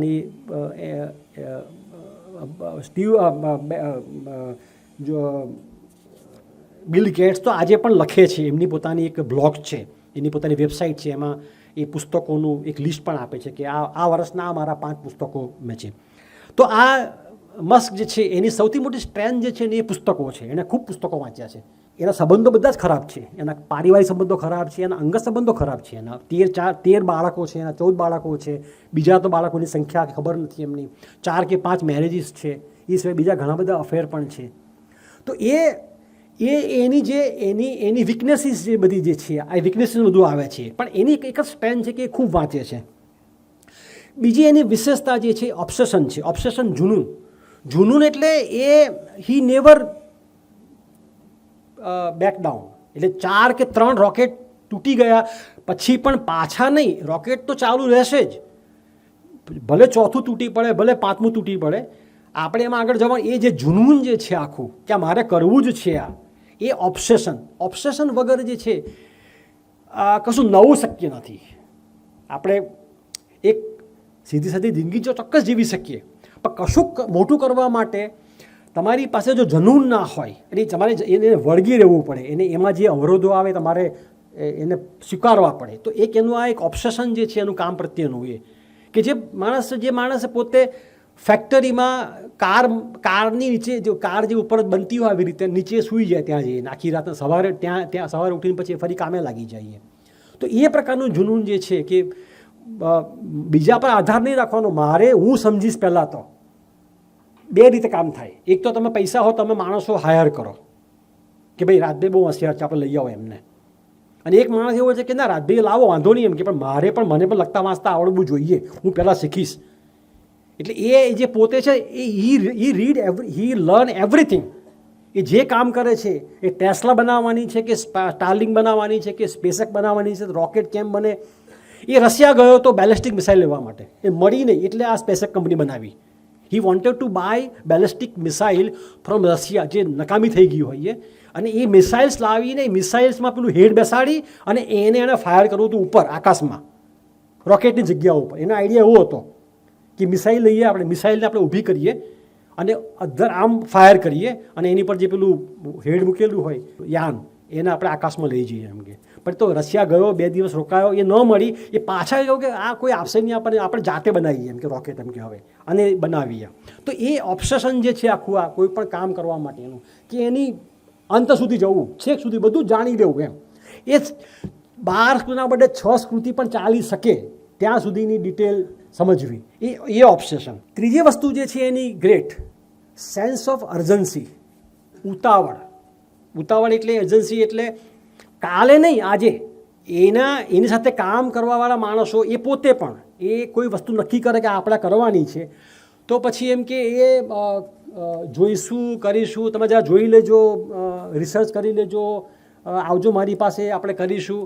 મલ્ટીટાસ્કિંગ જેને કહેવાય, આટલી બધી કંપનીઓ ચલાવે છે, એ એકલા હાથે ચલાવે છે. તમને મસ્ક એનો પ્રોબ્લેમ પણ કહેવાય. મસ્કની તમને આજુબાજુમાં કોઈ નામ નહીં મળે, કોઈ નામ નહીં મળે તમને. એક નામ તમને નહીં મળે કે એ મસ્કની બાજુમાં એનો પાર્ટનર કહો કે એનો સિનિયર અધિકારી કહો કે એની પાસે આ 5 માણસો જે છે એ ગ્રેટ માણસો છે. કારણ કે પ્રોબ્લેમ બીજો એનો એ છે કે એ ટીમમાં માનતો નથી. હી ડઝન્ટ બિલીવ ઇન કોઓપરેશન. એ કે હું કોઈ એમ જ થવું જોઈએ, તમારે ખાલી કરવાનું, હું કહું એમ કરવાનું છે. તમારા મગજ ચલાવવાનું જ નથી. મેં તમને કહ્યું ને કે આ જોઈએ છે, એ કેમ લાવવું એ તમારે જોવાનું છે. તમારે નક્કી નથી કરવાનું કે આવા જોઈએ કે ના જોઈએ, એ નક્કી હું એક તો. એટલે એની પાસે કોઈ ટીમ નથી, કોઈ એકલા હાથે બધું કામ કરે છે અને એ ખૂબ કામ કરે છે. એ 4-5 કલાક કે 3 કલાક માણ સૂતો હશે. એટલે એના બીજા બધા પ્રોબ્લેમ ઘણા બધા છે. એના હેલ્થના પ્રોબ્લેમ છે, રિલેશનશિપના પ્રોબ્લેમ છે, ડ્રગ્સ પણ લે છે ખૂબ બધું. એણે ના પાડી છે પણ એકવાર એણે કન્ફેસ કર્યું હતું એની અંદર. સો એનો ડાઉન સાઈડ છે આ. તો સેન્સ ઓફ અર્જન્સી, બધું જ અર્જન્ટ જ છે એમ, બધું આજે જ છે, કાલે કશું આવતીકાલે કોઈ જોઈ જ નથી. એટલે દરેક વસ્તુને અર્જન્ટલી કરવાની એની તાકાત છે, એની એ સક્સેસ છે એની. આ ચોથી વસ્તુ ફિયરલેસ. હી ઇઝ એબ્સોલ્યુટલી ફિયરલેસનેસ છે ને, એટલે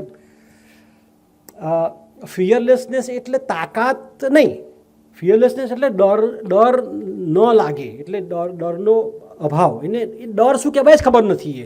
હવે એ છે ને એની પોતાની જે બ્રેઇનની જે રચના જે છે ને એનો ઇશ્યુ છે કે હી નેવર ફિયર એનીથિંગ. એટલે કોઈ પણ નિર્ણય કરતી વખતે, કોઈ એક્શન લેતી વખતે એને ડર નથી લાગતો. કારણ કે એનામાં એ એમ્પેથેટિક શું છે, એટલે જે કેવું લાગશે, કેવું થશે, ડર એમાંથી આવે. હી નેવર થિંક, એનામાં એની કેપેસિટી જ નથી થિંક એ વિચારવાની. એટલે આ ફિયરલેસનેસ છે ને એટલે એ જે સાહસ કરે છે, સાહસ એટલા બધા વિચિત્ર અને ઘણીવાર એટલા બધા અત્યારે જે અમેરિકામાં બધા ચાલી રહ્યું છે એમાં જ છે કે એણે જે સાહસ કર્યા છે એમાં ઘણા બધા લોકોને ઘરે બેસાડી દીધા છે, ઘણી એજન્સીઓ ગવર્મેન્ટના ડિપાર્ટમેન્ટ બંધ કરી દીધા છે, અને એને કોઈ ચિંતા નથી એની, એને ફિયર જ નથી.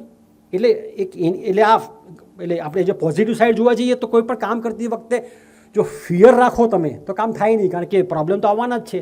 તો એક આ સારી વસ્તુ છે એની.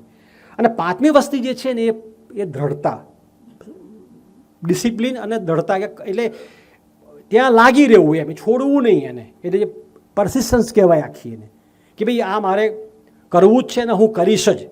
એટલે આ 5 વસ્તુ જે છે એ આ પુસ્તકમાંથી સમજવા મળે, જાણવા મળે. બીજા ઘણા બધા એમાં છે, પરંતુ વ્યક્તિગત રીતે મને લાગ્યું કે આ એક, હવે જે હું સમજું છું આ પુસ્તકનો જે સૌથી મોટો ટેક અવે જે છે, લેસન્સ જે છે, એ લેસન જે છે એ આ છે કે આપણે સક્સેસને, એટલે કારણ કે તમારે આ તમારું જે કામ જોયું ને એના પરથી આ વસ્તુ લાગુ પડે છે, આ કે સફળતા જે છે એ સફળતાનું વ્યાખ્યા શું, સફળતાની માપદંડ શું એનો. વેલ્થ, ખૂબ પૈસા છે એ સફળતાનો માપદંડ છે, ખૂબ ક્રાંતિકારી મોટી એને સફળતા કહેવાય.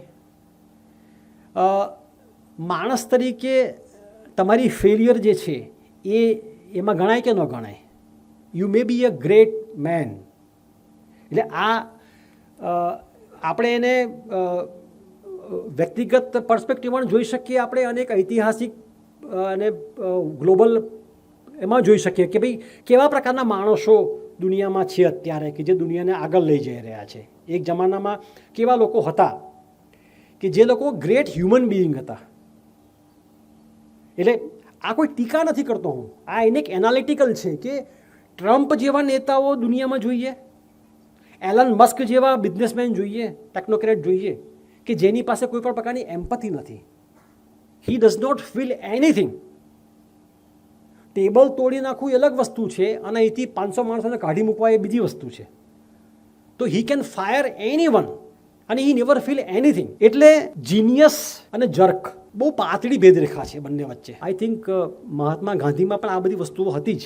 હી વોઝ ઓલ્સો ડ્રીવન, એક મિશન સાથે ડ્રીવન હતા, પણ he was also very good human being.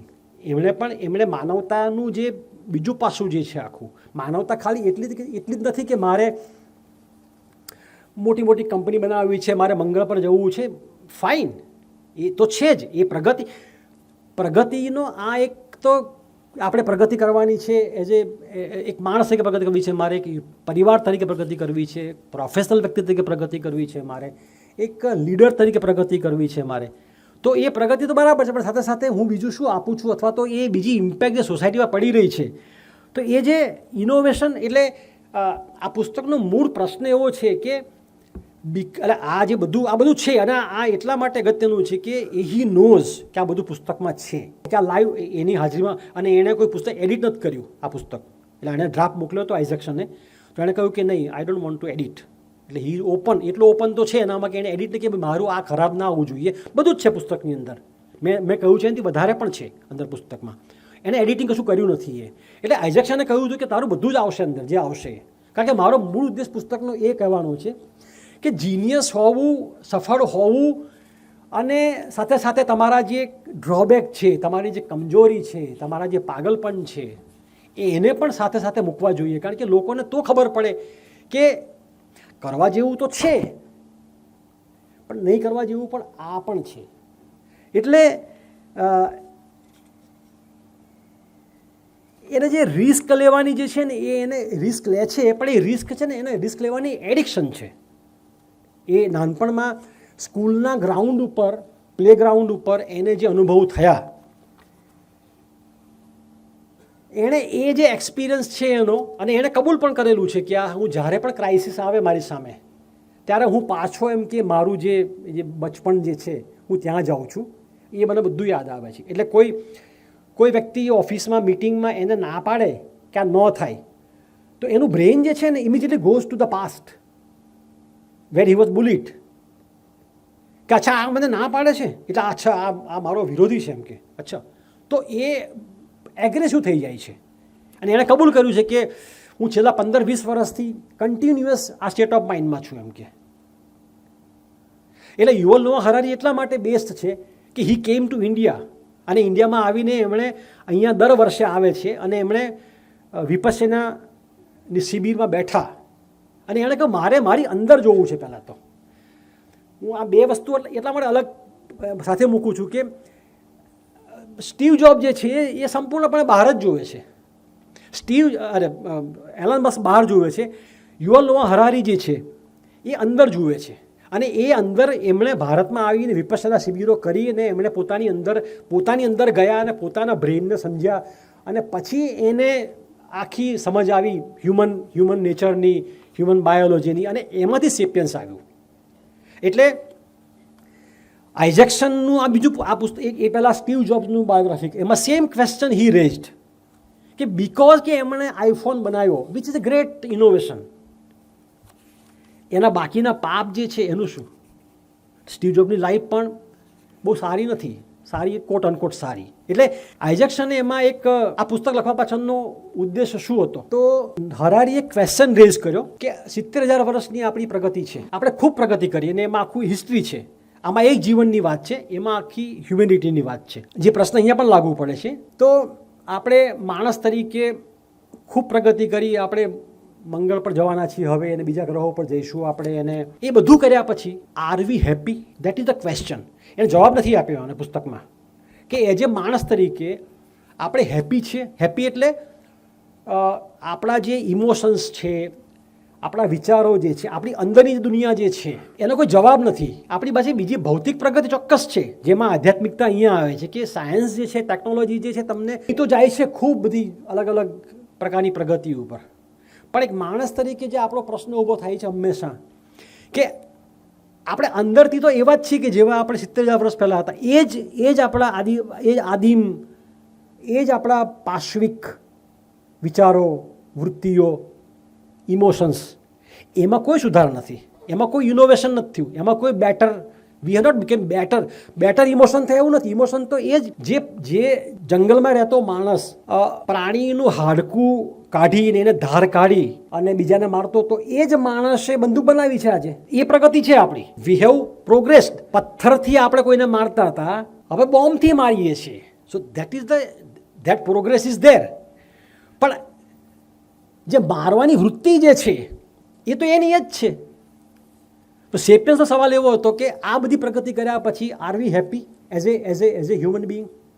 અને એનો કોઈ જવાબ નથી મારી પાસે.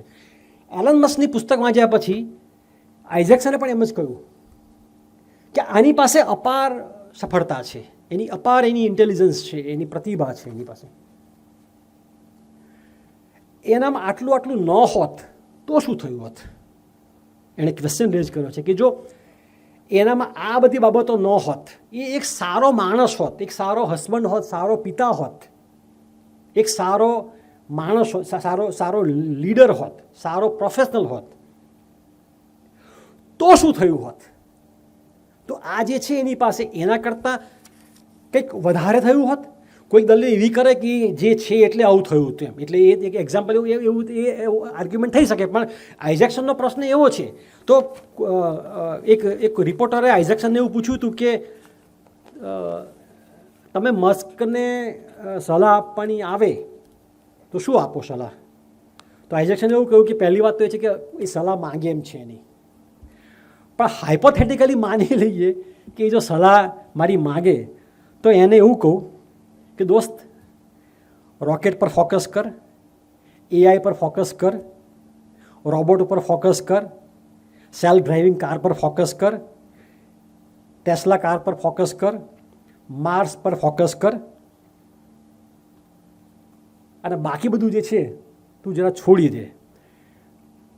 અને એ પુસ્તકનો જે છે ટેક અવે આ છે કે એક વ્યક્તિ પાસેથી કે એક પુસ્તક પાસેથી આપણે શું શીખી શકીએ, આપણે આપણી અંદર શું જોઈ શકીએ, અને આપણે આપણા પરિવારને શું આપી શકીએ, અને એક વૈશ્વિક પરિપ્રેક્ષમાં જોઈ શકીએ આપણે કે આપણે દુનિયા ક્યાં જઈ રહી છે, કેવા પ્રકારના નેતાઓ. આ લીડર છે એટલે બિઝનેસ લીડર છે, પોલિટિકલ હોય કે સ્પિરિચ્યુઅલ, સ્પિરિચ્યુઅલ તો છે નહીં, હવે રિલિજિયસ બધા છે. રિલિજિયસ લીડર હોય કે બિઝનેસ લીડર હોય કે પોલિટિકલ લીડર હોય કે સાયન્ટિસ્ટ હોય કે, તો કેવા પ્રકારના લીડરો હવે આવી રહ્યા છે, અને એ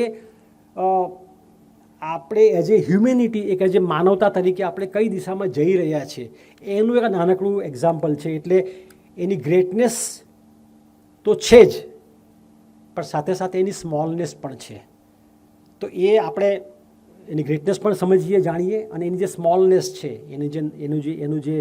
એના જે કમજોરીઓ જે છે એની એ પણ આપણે સમજીએ, જાણીએ, તો આઈ થિંક આ પુસ્તક જે છે જે ગુજરાતીમાં હવે આવવાનું છે એ, અને ઇંગ્લિશમાં તો અવેલેબલ જ છે, તો I think we will be able to justify our reading. Thank you.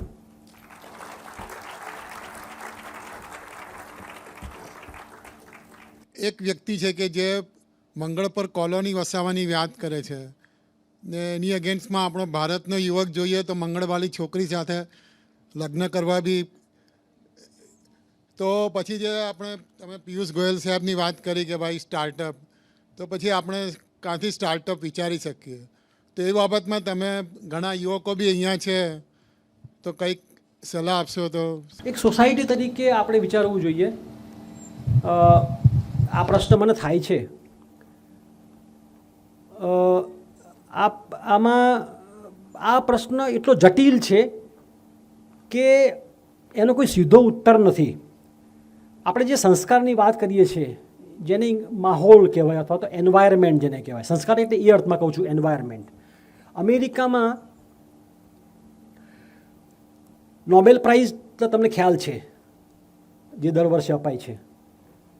આખી દુનિયામાં highest number of Nobel price અમેરિકામાં છે. 400 નોબેલ પ્રાઇઝ છે અમેરિકાની પાસે ટોટલ, અલગ અલગ ક્ષેત્રના. તો એવું કેમ? હવે તમારે એ 200 વર્ષનો જે ઇતિહાસ છે એ as a society, as a country, એ કેવી રીતે એણે કઈ દિશા પોતે પકડી. આપણે ત્યાં જે મંત્રીએ કહ્યું કે આપણે ત્યાં એમ કે ફૂડ ડિલિવરી કરીએ છીએ, આપણે આઈસ્ક્રીમ ડિલિવરી કરીએ છીએ, અને અમેરિકા અને ચાઇના જે છે AI બનાવે છે, તો આપણે કેમ પાછળ રહ્યા? તો એનો પ્રશ્ન એમણે પણ આપવો જોઈએ, કારણ કે એ પણ જવાબદાર છે એના માટે, કારણ કે એ કન્ટિન્યુટીમાં આવે છે. સરકારોની જવાબદારી છે, સરકારો કઈ રીતે કઈ વસ્તુને કેવી રીતે ક્યાં આગળ. સરકારની પાસે આમાં ઘણીવાર જેમ કે અમે વાત કરી કે ભાઈ એલન મસ્ક જે છે એક પ્રાઇવેટ વ્યક્તિને રેકોર્ડ બનાવવાની છૂટ છે અમેરિકામાં. કોઈકે એક ભાઈએ એમને ટ્વિટર ઉપર એવું ટેગ પણ કર્યું હતું આ પિયુષ ગોયલને કે સાહેબ મારી અરજી છે ને 2 વર્ષથી પડી પેન્ડિંગ છે તમારા ડિપાર્ટમેન્ટમાં, એમ કે બિઝનેસ શરૂ કરવો છે મારે. એ બિઝનેસવાળા ઘણા માણસો બેઠા હશે, તો બિઝનેસ શરૂ કરવા માટે કેટલા પાણી આવી જાય અને કેટલા બધા એમાં નિયમો અને પરમિશનો. તો આઈ થિંક મને લાગે છે કે એનો કોઈ બહુ ઇઝી આન્સર નથી, કારણ કે આપણે એક વાતાવરણમાં રહીએ છીએ, એક સામાજિક માહોલમાં રહીએ છીએ, પોલિટિકલ માહોલમાં રહીએ છીએ, પારિવારિક માહોલમાં રહીએ છીએ. આપણે એકાદ વ્યક્તિ એવી કોઈ નીકળી આવે કરી લે છે, પણ એઝ એ આપણા એક સમૂહ તરીકે આપણે ત્યાં અમુક દિશામાં એક કામ ચાલતું હોય કે જેમ ચીનમાં ખૂબ ચાલી રહ્યું છે. એઆઈની દુનિયામાં તો ચીન અમેરિકાથી પણ આગળ જઈ રહ્યું છે, એટલી હદે ત્યાં કામ ચાલે છે અત્યારે. તો એનો માહોલ એવો છે, તેની સોસાયટી એવી છે, તેનું એજ્યુકેશન એવું છે. યુવા પેઢી જે છે, આપણે યુવા પેઢીને તમે જે વાત કરીએ, મારે તમે જ કહ્યું હવે કે આપણે આ મંગળની વાત કરીએ, આપણે બીજા મંગળની વાત કરીએ છીએ. સો દેટ ઇઝ અવર માહોલ. So I think as a society પણ ઓલ્સો એમાં એક આપણું વાતાવરણ જે છે એ બાળક મોટું થાય ત્યારે કયા વાતાવરણમાં મોટું થાય છે એ પણ એક આઈ થિંક કારણ. માહોલ બદલવામાં સમય લાગે, એટલા માટે જ આપણે એ જોવું જોઈએ કે આપણે કઈ દિશામાં જઈ રહ્યા છીએ. કારણ કે તમને આજે ખ્યાલ નથી આવતો, એક ડિસિઝન અથવા તો એક પ્રકારની બાબત આજે જે તમને નોર્મલ લાગે છે એના રિપરકશન જે છે એ તમને આજે નહીં, એ 25 વર્ષે ખ્યાલ આવશે. એટલે ઘણીવાર આપણને જોઈએ છે કે આપણા દેશમાં આમ છે, તો એ છૂટી છવાઈ ઘટના લાગે આપણને, પણ તમે એને જો એને તમે પાછળ જઈને જોશો, આગળ જતા ખ્યાલ આવશે કે ભાઈ 25 વર્ષ પહેલાં હું તમને 91માં આપણે ત્યાં 91માં મનમોહન સિંહની સરકારે જો આપણી ઇકોનોમીને ખોલી ન હોત તો શું થયું હોત? વિચાર કરો તમે. આઈ ડોન્ટ નો કેટલા લોકોને ખ્યાલ હશે અહીંયાથી. 91માં આપણે ભયંકર પરિસ્થિતિમાં હતા, કમલેશભાઈને ખ્યાલ હશે. તો એ ઇકોનોમી ખોલી એક ડિસિઝન જે છે એ લીધું. એ ડિસિઝનના કારણે આજે આ બધું જે છે આપણી પાસે, આ બધું એ ક્યાંથી આવ્યું? આ લિબરલાઇઝેશનના કારણે જ છે. તો એક નિર્ણય જે સરકારનો નિર્ણય છે, સરકારે ફરજ પડી. પણ એજ્યુકેશનના ઇસ્યુ છે આપણે ત્યાં, શિક્ષણની કેટલી મોટી.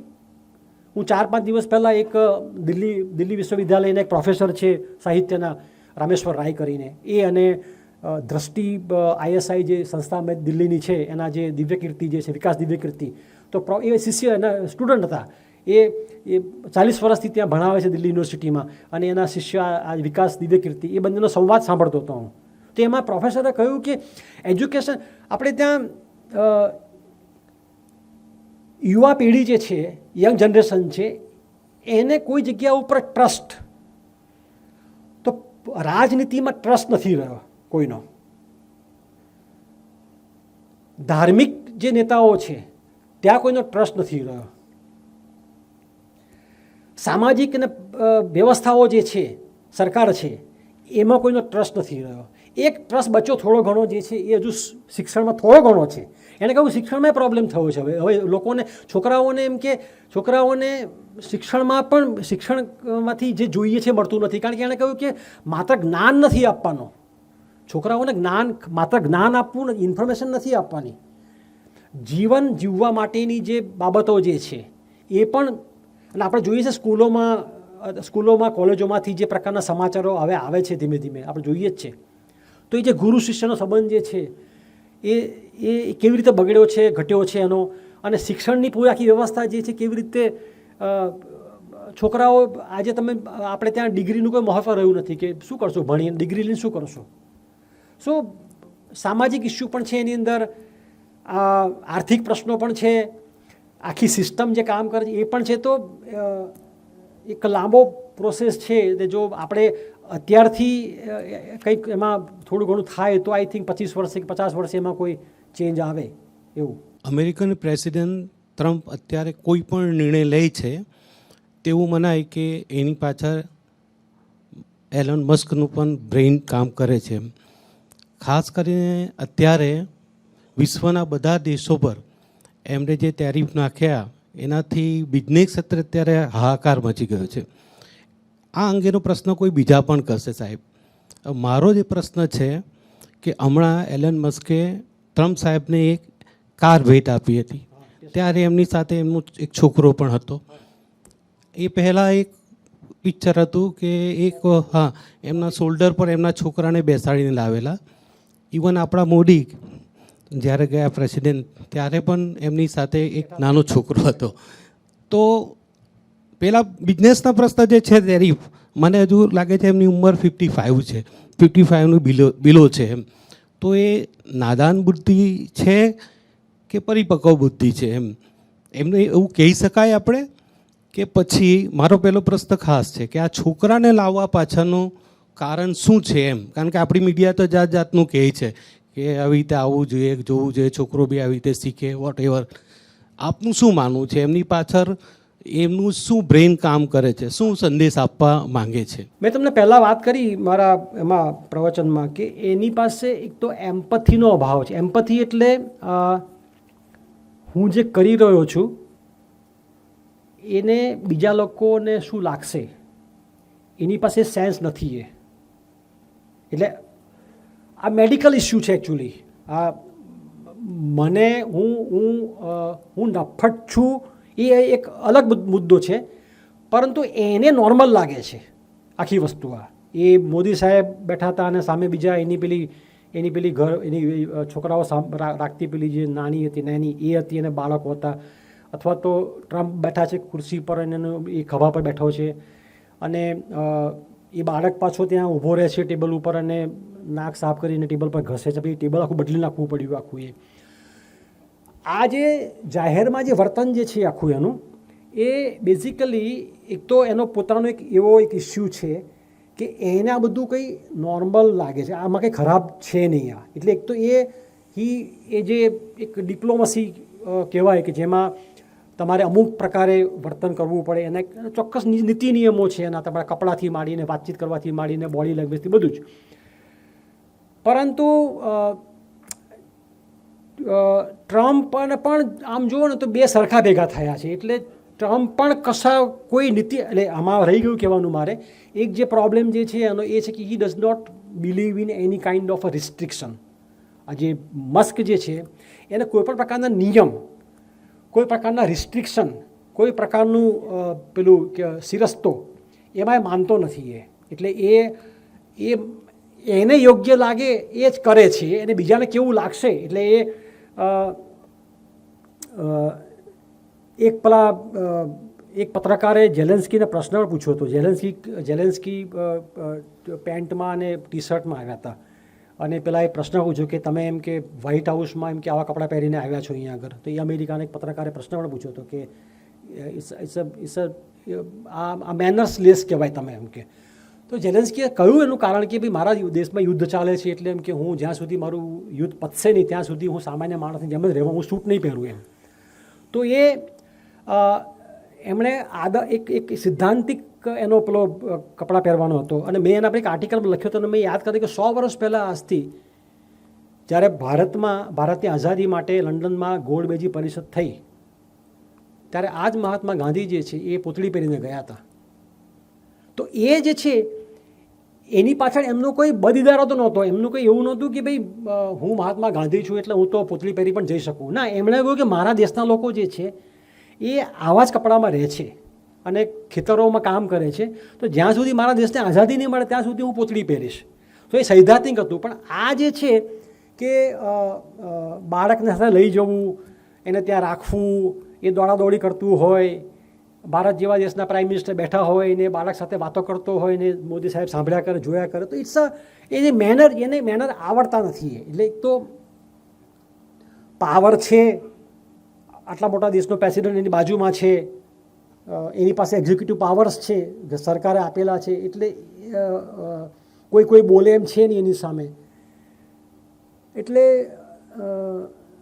બંને વસ્તુ છે કે એક તો પાવર છે મારી પાસે, ને બીજું કે એની પોતાની પેલી જે સેન્સ છે, સેન્સ પણ કામ નથી કરતી કે આનાથી શું થાય, કેવું લાગે.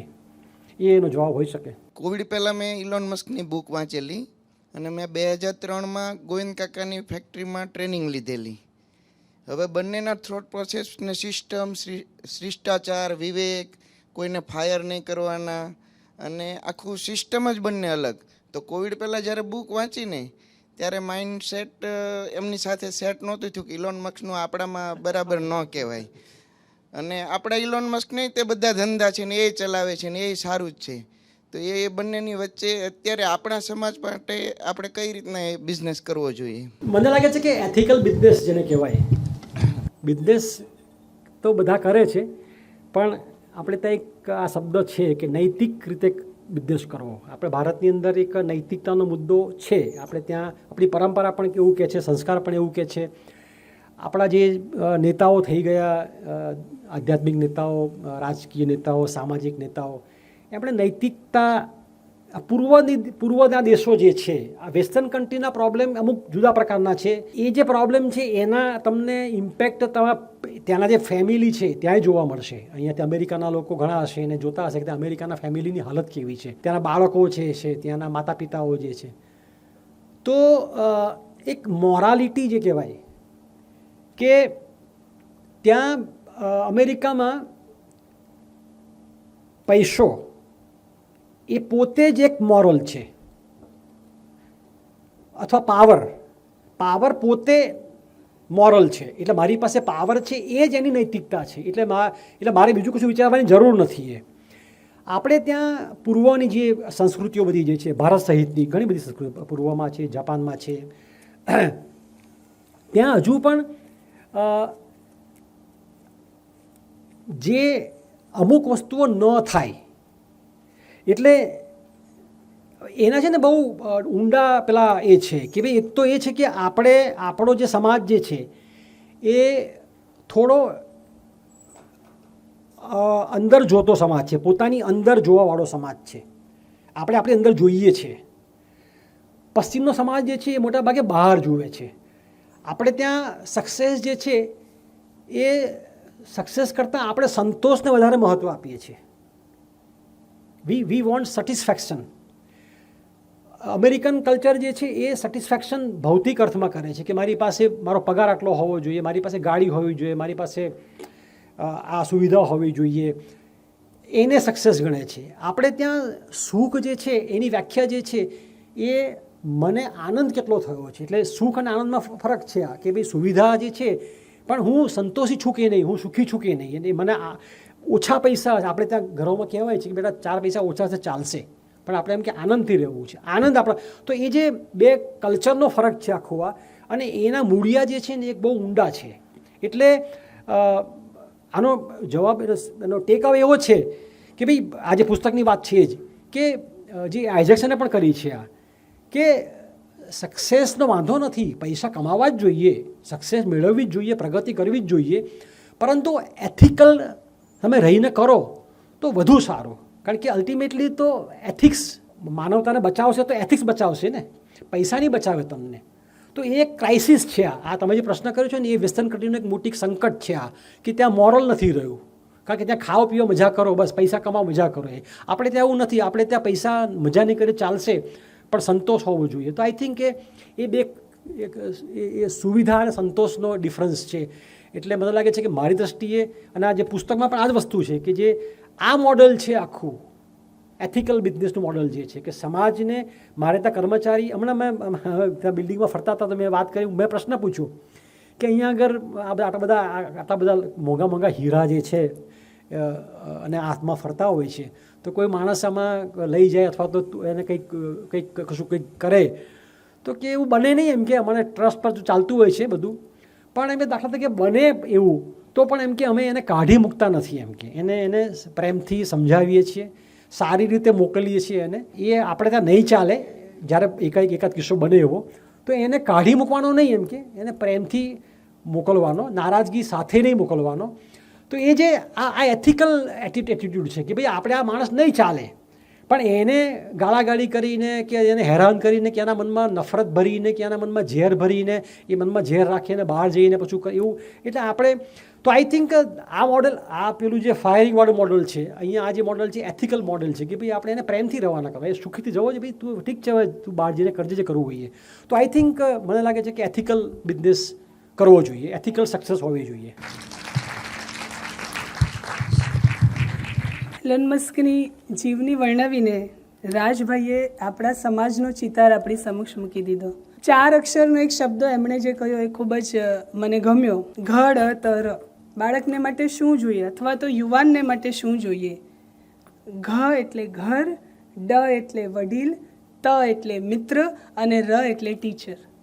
આ 4 જણાએ પોતાનું કામ જો 100% આપ્યું હોય તો એલન મસ્કની જે નેગેટિવ સાઇડ છે ને એના વગરનો પોઝિટિવ એલન મસ્ક મળે, કે જેની અંદર કમ્યુનિકેશન, ક્રિએટિવિટી હોય અને સાથે સાથે એનામાં જે કેરલેસનેસ છે તે ન હોય.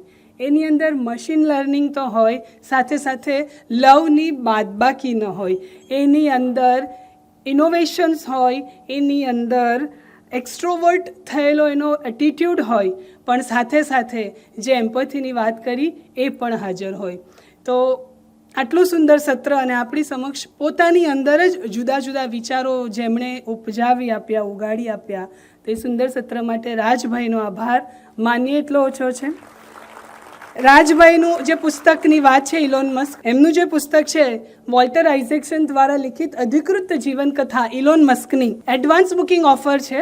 એની ઇન્ફોર્મેશન ઓન સ્ક્રીન દેખાઈ રહી છે. અગર આપને જો આ પુસ્તક લેવાની ઈચ્છા હોય તો આપનું નામ અને આપનો કોન્ટેક્ટ નંબર આપણા જે વોલેન્ટિયર્સ છે એમને લખાવી દેજો. આ ફ્રેન્ડ છે, અહીંયા કૃષ્ણા છે અને જીગર પણ છે. અને આવતા સોમવારે આપણે શું માણવાના છે એની પણ વાત કરી લઈએ. ગયા સોમવારે વાત કરી જ હતી. આપણું 33મું જે સત્ર છે વિનોબા ભાવેજીની આત્મકથા છે અહિંસાની ખોજ, એમણે પોતે જ લખ્યું છે અને એને પ્રસ્તુત કરવા જે પધારવાના છે ડૉક્ટર રમજાન હસણિયા, એમના વિશે આપણે વાત કરી. એના પછી આપણી ઉત્કંઠાને ઓર થોડી વધારીએ. રવિન્દ્રનાથ ટેગોરની જીવનકથા આપણે એના પછીના સોમવારે માણવાના છીએ. જીવન સાનિધ્ય કેટલું ઉત્કૃષ્ટ ભાણું આપણી સમક્ષ પીરસવાનું છે અને એને આપણી સમક્ષ મૂકવા કોણ આવવાનું છે? રવિન્દ્રનાથ ટેગોરના જીવનમાં જેનું ખૂબ મહત્વ રહ્યું છે કળાનું, અને વાર્તા એ કળાનું એક માધ્યમ છે. એટલે કિરીટ દુધાત, વાર્તાકાર કિરીટ દુધાત આપણી સમક્ષ એમની જીવની પ્રસ્તુત કરવા આવવાના છે. છેલ્લા 2 સેન્ટેન્સ કહીશ મેં જે નોંધ્યું છે એમાંથી. Every failure is a starting point. અને કોઈ પણ આઈડિયા નકામો નથી હોતો, એનું એક્ઝિક્યુશનમાં બદલાવ કરવાની જરૂર હોય છે તો સફળતા પાકી હોય છે. આ સુંદર વિચાર સાથે આજના સત્રને સમાપ્ત કરીએ.